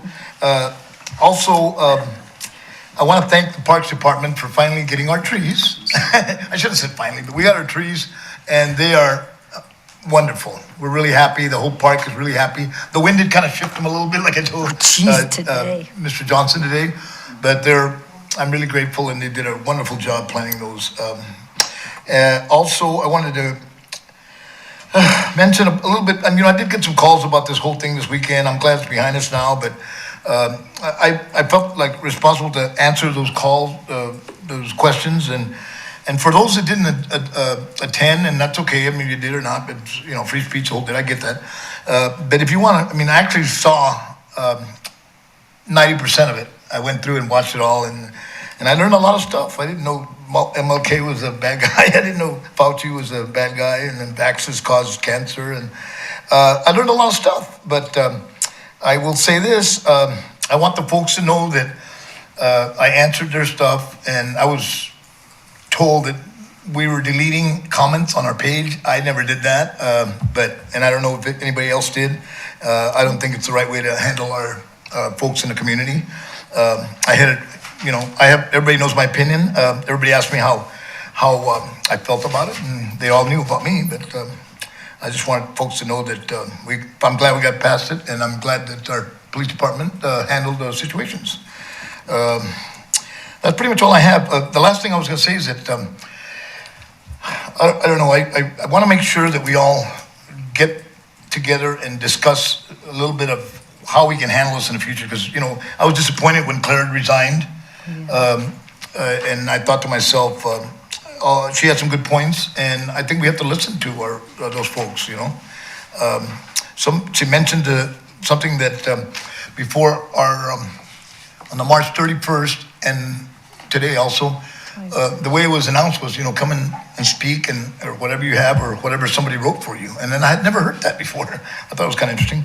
But that's all. That's pretty much all I have. I just wanted to thank everybody for what they did, cops and police department. The one thing that bothered me, seeing the city of Keizer in the background of those guys talking, that was kind of. I've been fighting real hard to give Keizer a reputation and that kind of set me back with my friends all over the state. Being on the state board, I did get some calls saying that, and for information, Dolores told me that the property that the River Church, the sponsors on, they wouldn't let them have it there. Dolores told me that they told them you can't have it here. And so I told her thank you for letting me know that. So that's why they moved to Keizer. So anyway, that's all I got. Thank you. All right. So I apologize for not being here last time because I got a concussion while snowboarding. Wear a helmet. I was wearing a helmet. Just when you're doing jumps, don't get too much air. You're gonna forget everything. Anyways, so I'll remember that. I know this is a few weeks ago, but I never got to address the rally we did. I'm sure you talked about it at the last one, but I never got to. It was awesome. It was a rally for Ukraine on right the corners of Shamawa and River Road. It was a beautiful night, exactly. Played some awesome music. Lots of people came out. It was really, really awesome to stand there with a bunch of people who support Ukraine. I just want to remind people not to let it get buried under all the things. I mean, things are really just getting worse. honestly. It's really tough to see, but stay informed and keep talking about it. From there, we had a senior versus staff basketball game at McNary, and I was told that the seniors have not won in like 12 years, and they still have not won. They did not win. It was fun though. We also had our first assembly for the first time in 2 years, which was awesome because it was cool to finally bring school spirit back. I feel like that was one of the main things that really brought school spirit, and it was good that us seniors got to have this assembly because we're the last class that ever had a normal assembly. So people were very weirded out, I could tell. The freshmen did not get the memo. But prom is also happening. Spring sports are in full swing. Music festivals like our band, orchestra, choir are having festivals as well. And then McNary Leadership is kind of putting on their own Cancer Awareness Week. I don't know, one of the weeks in April, I believe. And they're taking donations for the Salem Hospital, like the oncology unit and stuff like that coming up soon. And we're gonna have like a spirit week with each day representing a different color that is for different cancer awareness. So yeah, that's pretty much it for now. Very good, and thank you. I'm glad you're doing better. And I like your reminding everybody wear a helmet, snowboarding, skiing. A lot of people don't, so. True. Yeah, not a good idea. Not a good idea. Got to protect what's inside that noggin. Just a couple of things to add to everything else. We did have the first meeting of the League of Oregon Cities Policy Committee on Transportation. This week will be the League of Oregon Cities Policy Committee for Community Development. So somehow I ended up on both of those. I need to talk to somebody on the board about that. Anyway, so we'll be involved in that conversation and getting ready for the legislative session. Also coming up, I did an interview with Chariots. They're doing their strategic plans. So I had a chance to talk with them about the increase in service, the accessibility of service, and how we are continuing to develop our relationship with Chariots and the great job they've done and reach out into the community. And we have a former board member sitting here tonight who was a major part of that, making sure that we have good connection in the community and understand the benefit that Chariots has to our community. Coming up, we've also got the Strategic Economic Development Corporation on the 13th. Tomorrow we have MWACT, which is the Mid-Willamette Area Commission on, no, that's Thursday, Mid-Willamette Area Commission on Transportation. That's why we call it MWACT. Tomorrow is the executive board for the Mid-Willamette Valley Homeless Alliance, and that board will meet in full on the 14th. And thank you, Councilor Ferreira, for bringing up the horrific loss of life as that driver got drunk and sailed his car into... That was me, but that's okay. That's cool. I thought I heard, and no, you're right. Councilor Kohler, sorry. That loss of life at that camp. It was this side. One of the folks that was in a meeting recently was from ODOT, and I did remember don't kill the messenger, but I made it very clear that ODOT right-of-way is for rights-of-way. It's not for human habitation. It was never designed for that. It's not planned for that, and it obviously isn't safe for that. And to continue to strongly urge ODOT to be cooperative in helping us as a community get people moved out of those dangerous situations and into the places where they can be sleeping safely, securely, and receive the services that they deserve as human dignity. So I'm going to continue to pound that one until we get that taken care of. And that is all I have on my report this evening. Agenda input, we will meet on the 6th at 6 p.m. To talk about the Keizer Community Library. On April 11th, we will meet at 6 p.m. in a work session to talk about the Keizer Rapids Park soccer fields. And on April 18th, we will meet at 7 p.m. in regular session. Is there anything else for the good of the order? Looking, it is 10:09. We are adjourned.